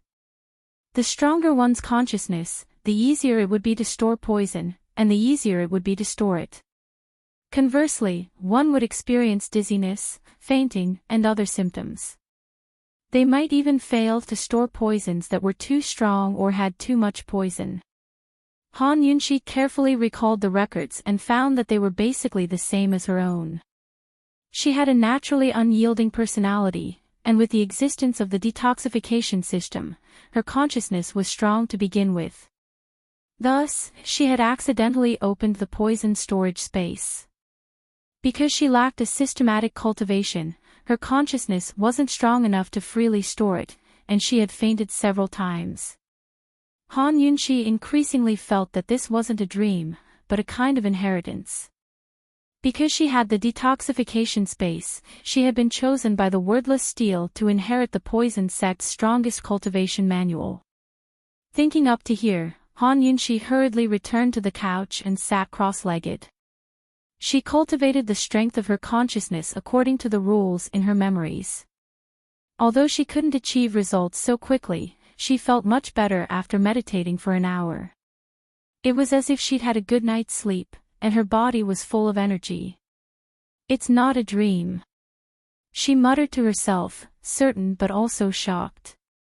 She had thought that the detoxification system she had with her was already strong enough. She hadn't expected the poison storage space to have such a trick. Once she reached the second stage, would she be able to directly store the poison in her space without needing to do anything if someone poisoned her? After all, the poison sect's poison storage space didn't have the ability to identify poisons, but her detoxification system did. As for the third stage, she could freely store poisons in the world. This was a heaven-defying ability. If she wanted to store all poisons in the world with just the poison storage space, she would need to have a strong ability to identify poisons. But for Han Yunxi, the detoxification system could take care of everything for her. It had to be said that with the poison storage space and the detoxification system combined, Han Yunxi would really be invincible in the world of poisons. Even if a direct descendant of the poison sect with a poison storage space appeared, they wouldn't be her match.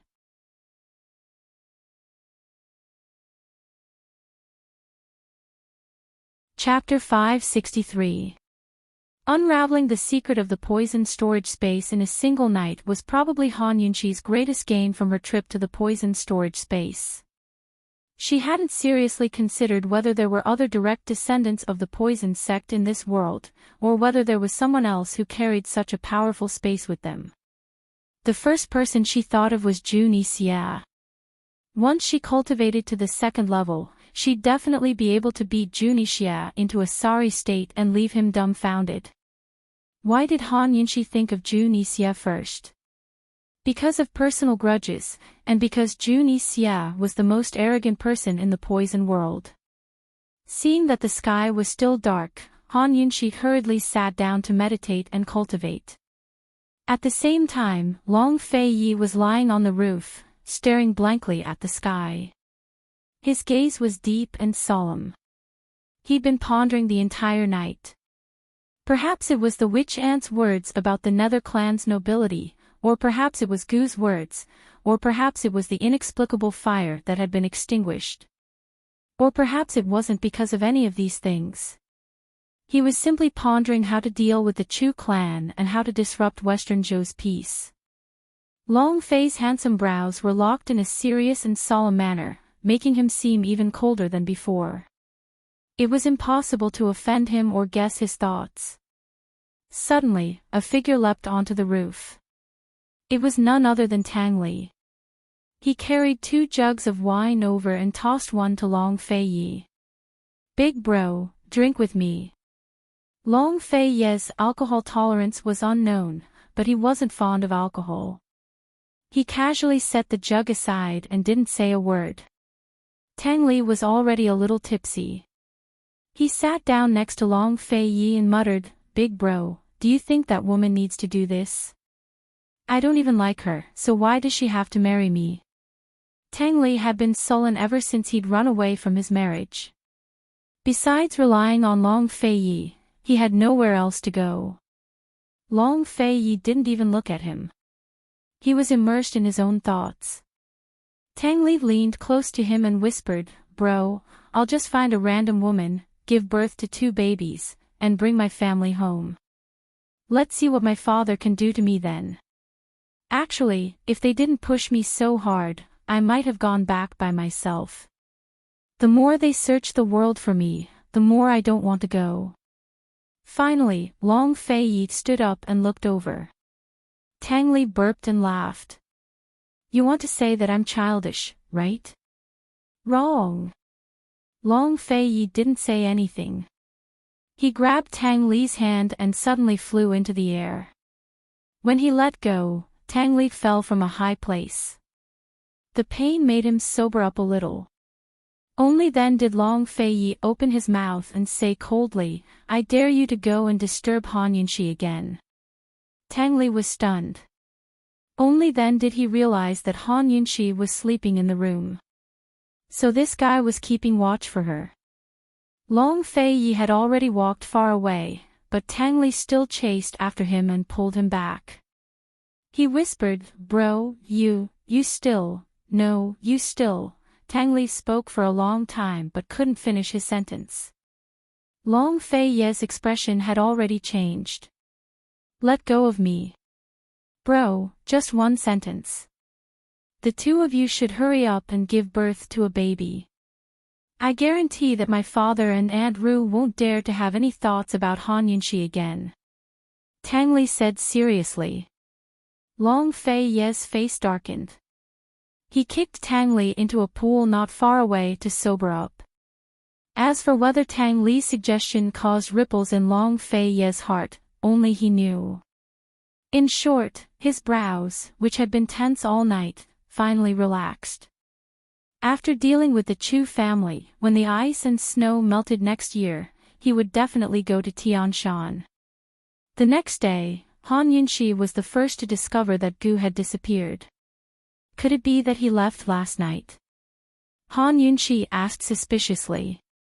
Gu, whom she had been unable to chase away, suddenly left without saying goodbye. This made her feel a little uneasy. She hadn't even interrogated Chu Tianin yet. Why was that guy in such a hurry to leave? Did something urgent happen? Where did he go? She had thought that it would be easy to get the earth of 10,000 poisons from the poisonous herb storage, so she had told Mulinger that Gu would be back soon. Now, Mulinger must still be waiting day and night. Waiting in exchange for disappointment was a cruel thing, let alone Mulinger who had staked everything on waiting. Han Yunxi didn't know how well she knew Gu, but at least from what she knew, Gu must have left because something had happened. Last night, what happened? She asked seriously.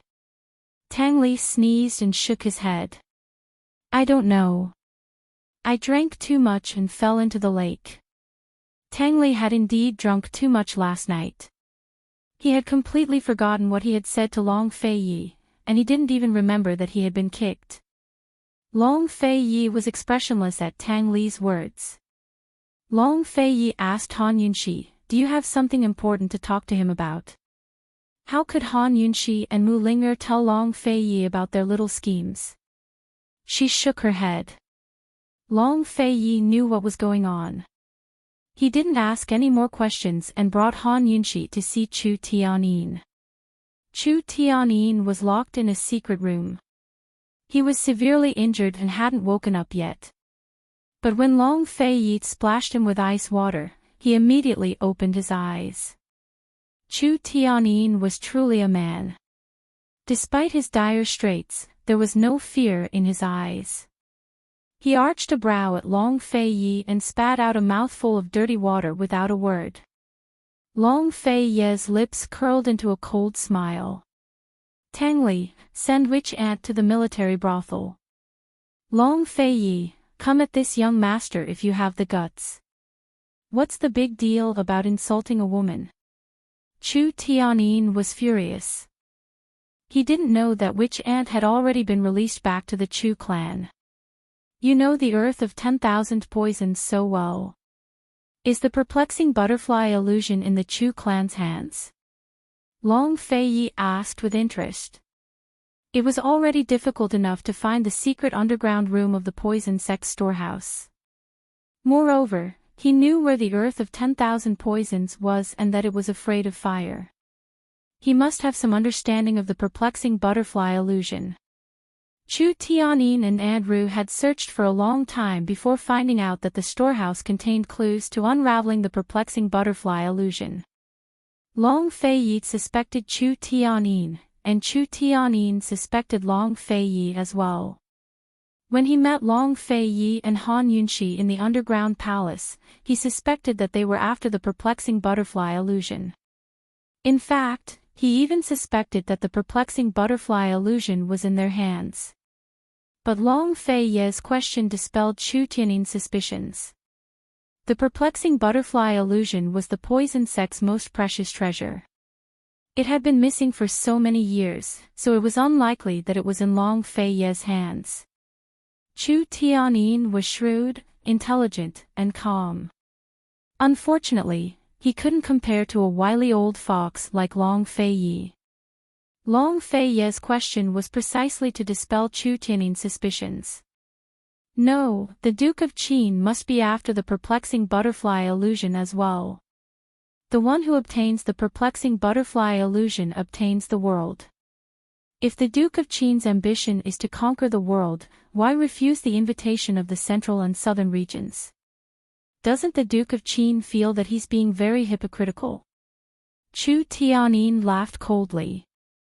The various powers of Tianning's central and southern regions had banded together to form the commander-in-chief's estate to support the Duke of Qin in his bid to establish a nation. Unfortunately, the Duke of Qin had ignored them to this day. All of Cloud Realm Continent's powers were paying close attention to the matter and trying to figure out what to do next. Unfortunately, no one could figure out Long Fei's intentions. That was the same as not understanding Tianning's true situation. The Chu clan wanted to use Chu Qing's child to seize the throne and gain a foothold in Tianning. Then they could use that foothold to fight for the rest of Tianning. Thus, the Chu clan was paying closer attention to Long Fei's movements than anyone else. Chu Tianyin was still too inexperienced to try to goad Long Fei into action. Long Fei didn't reply, but Han Yunxi laughed first. Chu Tianyin, you're overestimating the central and southern regions too much. The Duke of Qin didn't refuse them. He's just ignoring them. Chu Tianyin's fist had landed on cotton, making him gloomy. Whoever obtains the perplexing butterfly illusion will obtain the world. That's why your Western Zhou's Chu clan has ambitions for the world as well. It looks like your lordship really needs to have a good chat with Western Zhou's emperor. Long Fei's words were casual, but Chu Tianyin grew alarmed. Long Fei, you, Long Fei arched a brow and looked over. Aside from the Earth of 10,000 Poisons, what else did you find? Chu Tianyin fell silent. Long Fei wouldn't allow that. Your lordship's patience is limited. Don't regret it. His warning from before was still ringing in his ears. Witch Ant was Chu Tianyin's mother's older sister and his aunt. He would never allow anything to happen to her. Moreover, Witch Ant had gone to great lengths to find out everything about the perplexing butterfly illusion. It was worth it to use it to save her. I didn't find anything, Chu Tianyin intoned. But I do know the whereabouts of 3 other things. Release Witch Ant and I'll tell you. Speak, Long Fei agreed easily. I want to see Witch Ant first. Chu Tianyin was very serious. Long Fei was even more straightforward. If you want to talk, then talk. If you don't, then forget it. Chu Tianyin clearly had bargaining chips, but he was completely suppressed by Long Fei's domineering aura. This was the first time in his life that he'd felt so stifled and sullen, but he had no choice but to admit it. This one believes that the Duke of Qin is not someone who goes back on his word. Chu Tianyin threw down these words, then continued, there's also the water of 10,000 poisons, wood of 10,000 poisons, and poison beast blood. The water of 10,000 poisons is a poisonous pond in Medicine City's medicine forest, but its whereabouts are unknown. The wood of 10,000 poisons is on a 1,000-year-old ginkgo tree in western Zhou's Thousand Buddha Cave. As for which piece it is, I'm not sure. The poison beast blood is the tooth blood of the poison sex poison beast. There are rumors that the poison beast blood has gone missing, but it's hard to tell if it's true or false. Han Yunxi sat to the side, gently stroking the sleeping little thing in her sleeve. Although there were 3 things, only one was useful to them. But one was enough. On a ginkgo tree. What do you mean? Long Fei Yi asked. I'm not sure. The ginkgo tree in western Zhou's Thousand Buddha Cave isn't easy to find. Chu Tianyin was telling the truth. Thousand Buddha Cave was western Zhou's holy land. It was open only to grand ceremonies, and even grand ceremonies were only open to members of the imperial family and a few clans. The 1,000-year-old ginkgo tree was also a place for monks to cultivate, so it wasn't easy to get close. Duke of Qin, I've told you everything I know. Can you let Witch Ant go now?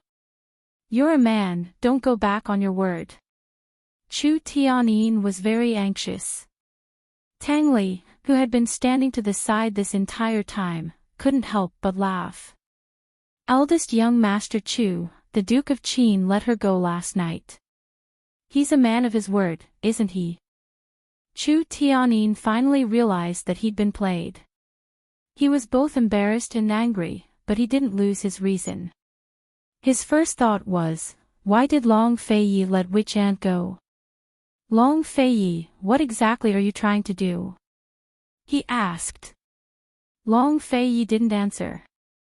Instead, he asked thoughtfully, if the Chu clan's ambition is to rule the world, who should this prince talk to? Chu Tianyin was so shocked by these words that he almost couldn't speak. He didn't want to say anything, because there was no point in saying anything in this situation. It would only reveal more. Long Fei Yi glanced at Han Yunxi out of the corner of his eye. He saw Han Yunxi's curious expression. This woman was always so curious about the 7 noble families. Fortunately, she didn't know the truth. Long Fei Yi didn't have time to waste with Chu Tianyin. He asked coldly, apart from the Nether clan, who else of the 7 noble families are there?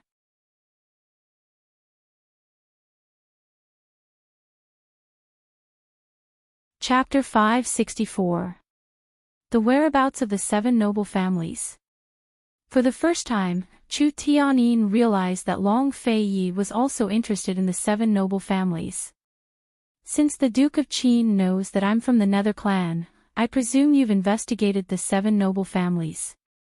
Chu Tianyin probed. A smart person would be able to find clues in the other party's words, sound them out, and deduce information. Long Fei Yi was well aware of Chu Tianyin's probing. His identity as the East Qin orphan would not be easily exposed. If Western Zhou's Emperor Kongqing knew of your Chu clan's background, before Long Fei Yi could finish, Chu Tianyin became anxious and cut him off cold voice. Long Fei Yi, since you're here to negotiate, then be straightforward and stop beating around the bush. Han Yunxi felt very uncomfortable when she heard this. Long Fei Yi was the last person in the world to beat around the bush. He didn't have that much patience. It was clearly Chu Tianyin who was avoiding the topic and beating around the bush. She was about to interrupt, but Tang Li was even more unhappy than she was. He sneered, Chu Tianyin, get your facts straight. The Duke of Qin is interrogating you, not chatting with you.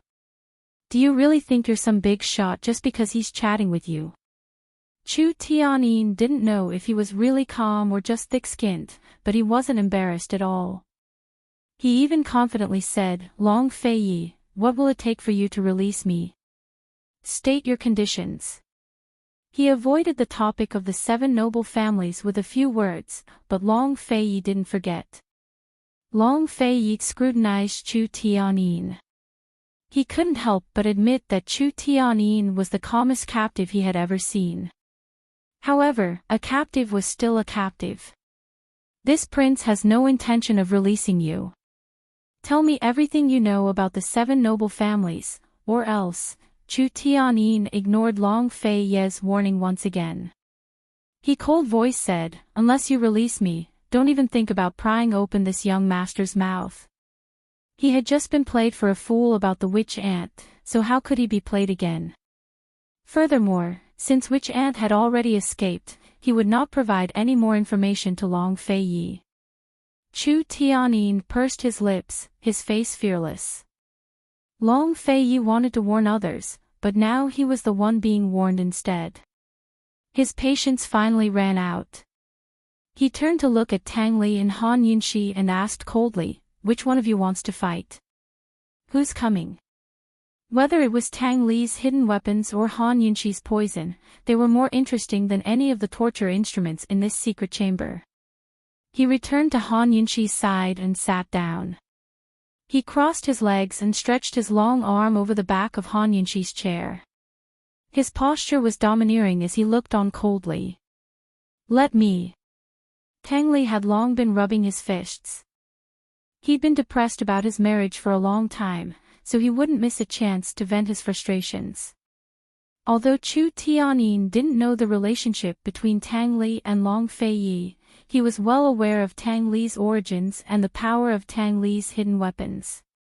Although he felt uneasy, he also rejoiced at the fact that it wasn't Han Yunxi. Han Yunxi's poisons were things he dreaded the most. But before Tang Li could make a move, Han Yunxi spoke up. Young Master Tang, I don't think you'll be able to get anything out of him. This guy's got a tough bone. A bet? Tang Li said without hesitation. If Chu Shifeng was here, he would definitely stop him. No one had a good ending for betting with Han Yunxi. All right. Han Yunxi agreed happily, while Chu Tiannin's ashen face turned even paler. Abominable, what do these two take me for? What kind of bet? What are the stakes? Tang Li was very excited. Let's bet on whether you can pry open his mouth first, or this Wang Fei. Han Yunxi was interested as well. And the terms? Tang Li asked next. An hour is the limit. As long as he stays alive, you can interrogate him however you want. Chu Tiannin's heart couldn't help but tremble at Long Fei's careless interjection. Still, he forced himself to stay calm and collected. Han Yunxi agreed easily. All right. Tang Li said seriously, didn't we agree that the winner would be the one to pry open his mouth first? Han Yunxi nodded. And the stakes? Tang Li asked again. As you wish, Han Yunxi's straightforwardness didn't lose to Long Fei's. If I win, then I owe the Duke of Qin all the silver I owe him. Tang Li grinned. When he'd run away from his marriage, his father had cut off all his sources of income. He'd relied on his mother's secret support, but when his father found out about her, she didn't dare to give him any more silver. He could only ask Long Fei for help. Even now, he owed a buttload of debt. Han Yunxi burst into laughter. I'll pay you back in your place. You and the Duke of Qin make distinctions between you and me. Isn't everything the Duke of Qin yours? He's all yours. Tang Li teased. Long Fei didn't say anything. He drank tea and covered half his face, but his gaze clearly fell on Han Yunxi.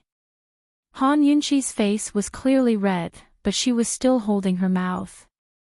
She asked unhappily, what if you lose? Up to you. Tang Li was also generous. He had nothing to lose anyway. Who knew that Han Yunxi would laugh and say, if you lose, then I'll order you around for a year. You'll be at my beck and call. All right. Tang Li was full of confidence. After discussing the terms, the two of them looked at Chu Tianyin. Chu Tianyin was furious. These two were simply insulting his value. Especially Tang Li.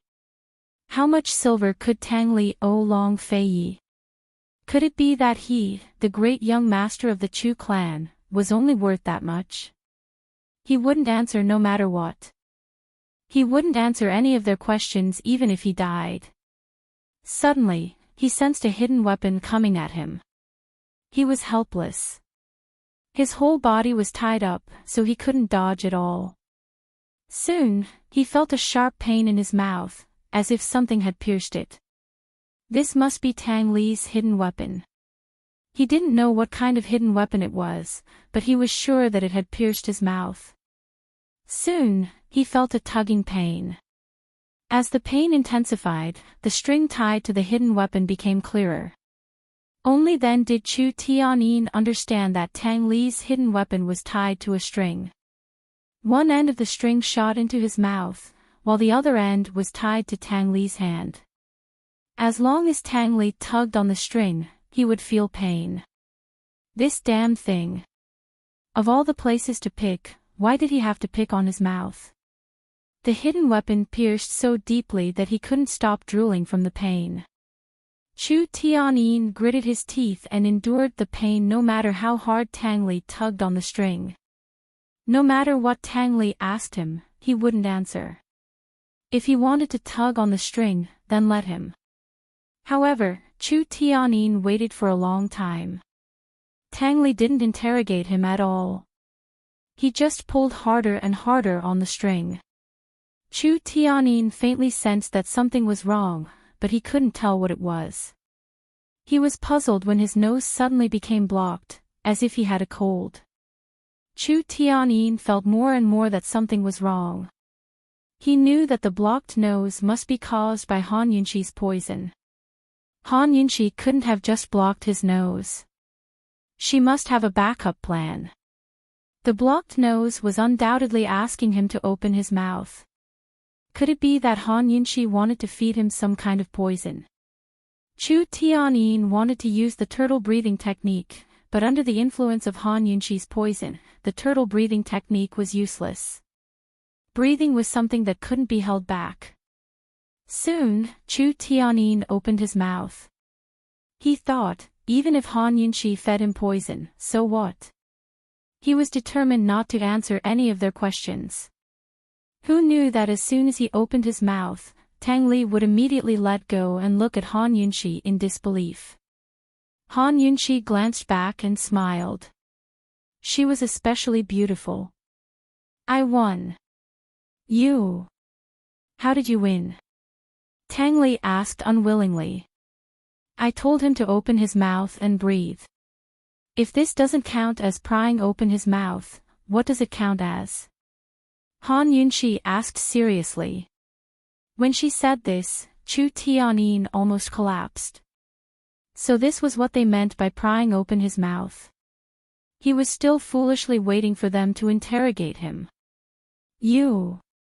Tang Li wanted to cry but had no tears. He and Han Yunxi were betting on who would pry open Chu Tianyin's mouth first. There were two meanings to this bet. The first was purely to pry open Chu Tianyin's mouth. The second was to have Chu Tianyin answer to their interrogation.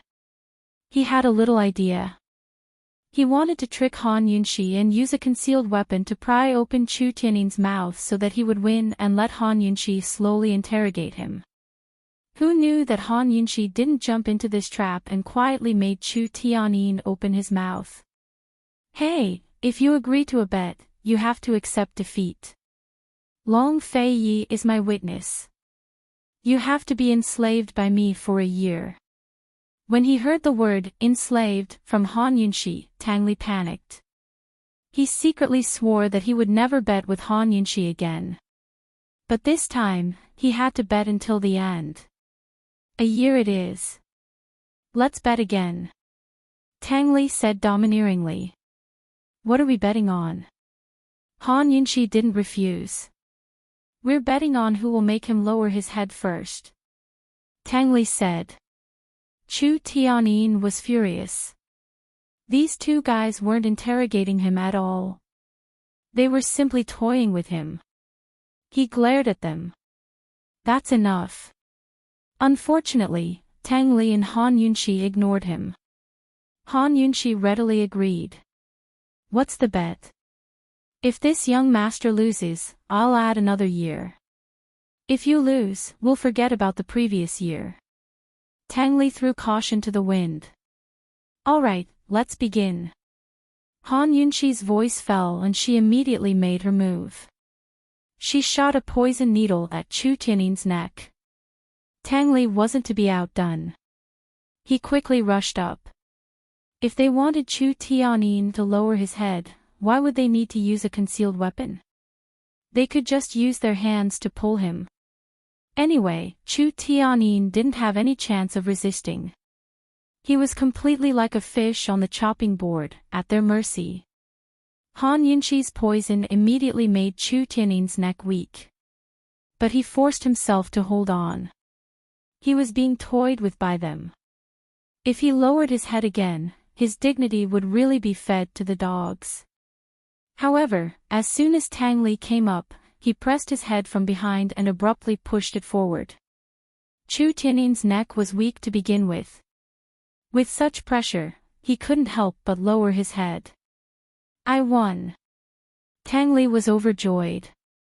It doesn't count. You won because I drugged you. Han Yunxi refused to admit it. Who knows you drugged me? Tang Li's large hand pressed firmly on Chu Tianyin's head as he retorted angrily. With a smack, Han Yunxi slapped Chu Tianyin's head and pressed down hard. You know full well what I mean. Thus, the two of them started to quarrel just like that. Long Fei watched with amusement, while Chu Tianyin hung his head in shame and anger. His face was flushed red and his eyes were bloodshot.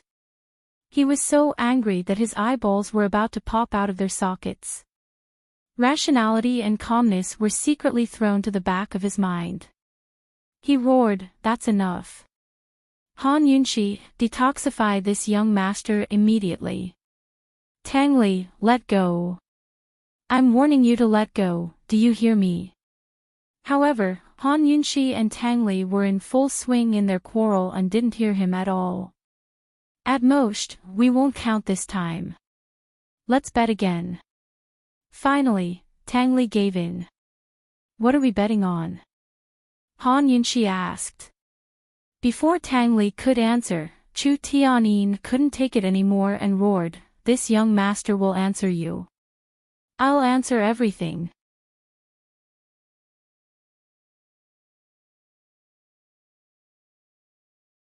Chapter 565. Tang Li and Han Yunxi hadn't said a word before Chu Tianyin surrendered. However, the two of them still ignored him and continued to haggle over the wager. He'd already admitted defeat, so what else did they want? Chu Tianyin had suffered setbacks in his life before, but none like this. As Tang Li and Han Yunxi took turns pressing down on his neck, the soreness and weakness grew until Chu Tianyin grew dizzy. He knew that if this continued, it wouldn't just be a matter of lowering his head, but of becoming a cripple. His neck might never be able to straighten again, and he'd either die or hang his head forever. He could accept losing an arm or a leg, but his neck, Han Yunxi, you win. Chu Tianyin was finally convinced. I only know that the D clan lives in seclusion on the border between Tianning and Western Zhou. They're a merchant clan, but I'm still investigating which clan they are. Chu Tianyin said loudly.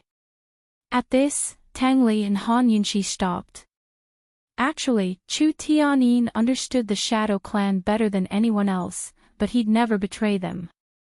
For one thing, the Nether clan wouldn't let him off even if he was the eldest son of the Chu clan. In the face of his clan's mission and righteousness, he was willing to give up his life for it, much less be humiliated like this. For another, he was hoping that the Shadow clan fellow would come save him. That fellow had been very close to Long Fei Yi recently, but the Nether and Shadow clans had been friends for generations. they'd never leave him in the lurch. With that fellow's skills, it was possible for him to rescue him from Long Fei Ye's clutches. Of course, Chu Tianyin would choose to keep quiet if possible, but Long Fei Ye wouldn't believe him if he didn't reveal some valuable information.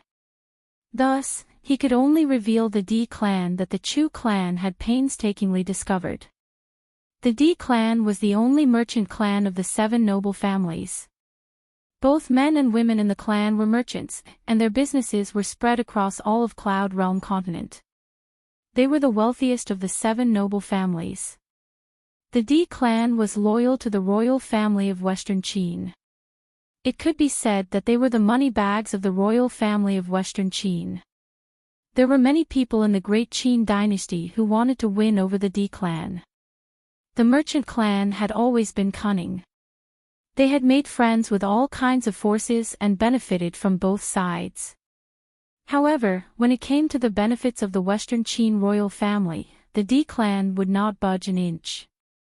They had secretly offended countless people. During the internal strife of the Great Qin Empire, the D clan was the first noble clan to be suppressed. Their businesses were ruined, and their clansmen were scattered everywhere. In less than 2 years, they had disappeared without a trace. Some people said that the D clan had offended too many people and were suppressed by the large forces, causing their wealth to be plundered.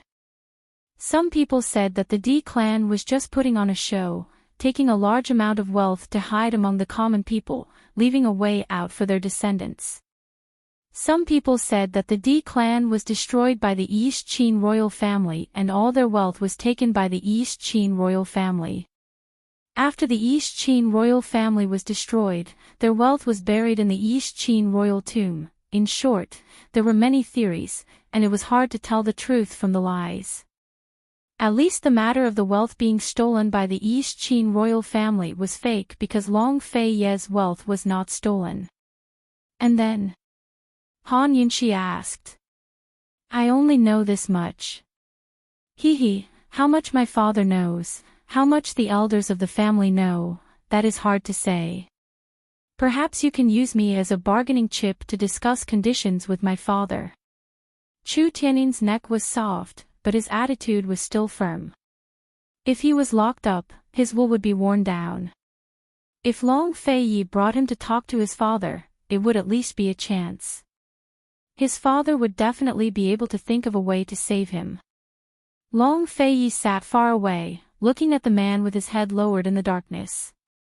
He felt a bit of admiration in his heart, at least he had not given up yet. This fellow, if he was not destined to be his enemy, he could make friends with him. Since he was an enemy, Long Fei Yi had to deal with him quickly, otherwise he would be a big problem in the future. Han Yunxi was not that easy to trick.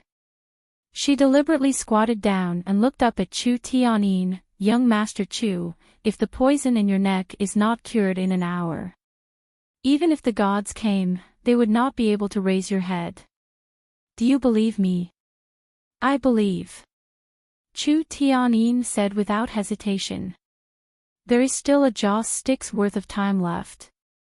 An hour will be up. Think carefully about whether you want to tell me or not. Han Yunxi deliberately had Tang Li light a joss stick at Chu Tianyin's feet. He could see it clearly with his head lowered. A joss stick's worth of time is not short. Take your time to think about the 7 noble families. Han Yunxi stood up after speaking and also stared at the joss stick. The room was silent and dark. The smoke rose in spirals, as if time was slowly passing, disappearing into the darkness. Qin Wangfei, why waste time? Chu Tianyin said indifferently. Tang Li only sneered. Han Yunxi and Long Fei Yi did not say anything. Chu Tianyin let out a light laugh and also fell silent. A joss stick's worth of time was not short, but it was also not long. Soon, the fire reached the end of the cigarette. It flickered and would be extinguished in a while. Although Chu Tianyin did not make a sound, he could clearly feel the pain in his neck. It was as if there were ants crawling all over his neck and gnawing on it. Han Yunxi glanced at the end of the cigarette and said with a careless smile, "It hurts, doesn't it?" She originally thought that Chu Tianyin would not answer, but he unexpectedly smiled and said, "It does. It hurts a lot." Han Yunxi's eyes flashed with curiosity, but she smiled again. "It's fine. It won't hurt in a while. It won't hurt forever." Of course, Chu Tianyin knew what Han Yunxi meant. He also believed that Han Yunxi did not lie to him just now. However, even if his entire body was crippled, let alone his neck, he still could not betray that fellow from the Shadow Clan. That fellow was the only bloodline of the Shadow Clan. If something happened to him, the Shadow Clan would really be finished. The Jaws stick had reached its end and the fire was about to be extinguished. Han Yunxi was finally sure that Chu Tianyin would not say anything. He would not say anything even if he died. As for how much he knew, she could not figure it out. Actually, she had just lied to Chu Tianyin. After a Jaws stick's worth of time, even if she did not detoxify the poison, Chu Tianyin's neck would not be completely crippled. After all, Chu Tianyin was the eldest son of the Chu clan. He was very useful. If he really was crippled, how could the Long Fei fight with Western Zhou's Chu clan? Seeing that the time was almost up and the lie was about to be exposed, once Chu Tianyin was sure that they would not really make a move, it would not be easy to pry information out of him. Han Yunxi squatted down again and silently looked at the nearly extinguished cigarette, her eyes dark and gloomy. However, just as she was worrying, Chu Tianyin suddenly opened his mouth. "Qin Wangfei, Su Xiaoyu is still by your side, right? I don't know about the matters of the 7 noble families, but I know very well about Su Xiaoyu's matters." Han Yunxi was overjoyed. She was just thinking about how to get out of this embarrassing situation when Chu Tianyin unexpectedly gave her a way out. In the end, Chu Tianyin still lost this game. "Why did you send Su Xiaoyu to ambush the Duke of Qin's estate? There's not much time left. If you continue to spout nonsense, don't blame me when the time comes."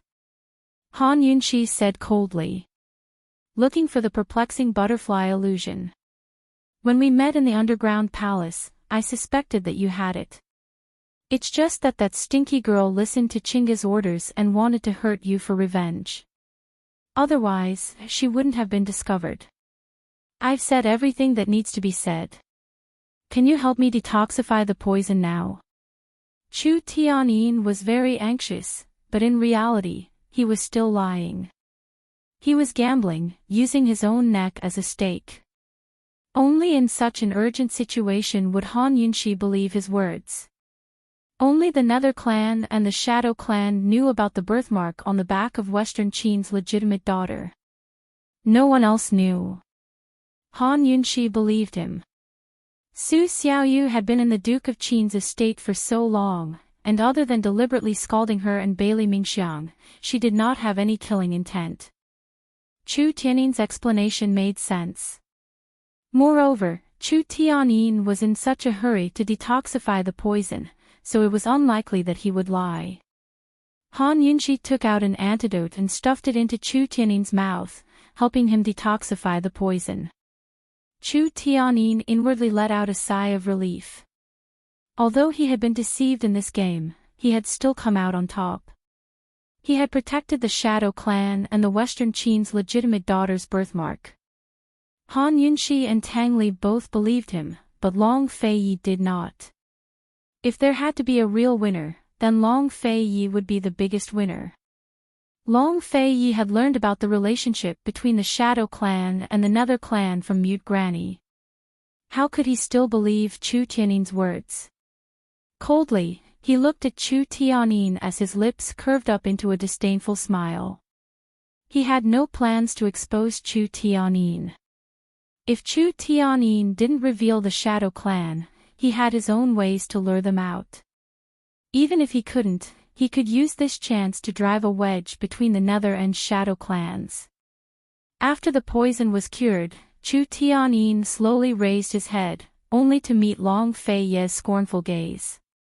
He avoided the man, not wanting to provoke Long Fei Ye any further. Provoking this man any further would only be asking for trouble.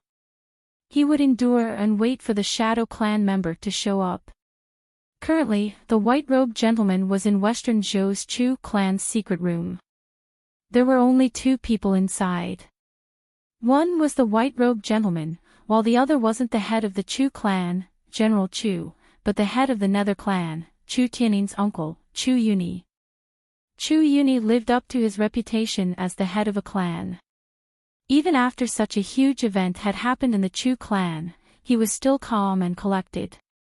He slowly sipped his tea and smiled. "You're still wearing a veil when you're with this old man." "I'm used to it." The white-robed gentleman was even more relaxed and carefree than he was. Witch Ant and Tianyin went to search for the earth of 10,000 poisons. Yesterday, she came back by herself. "Tianyin has fallen into Tianning's Duke of Qin's hands," Chu Yuni said.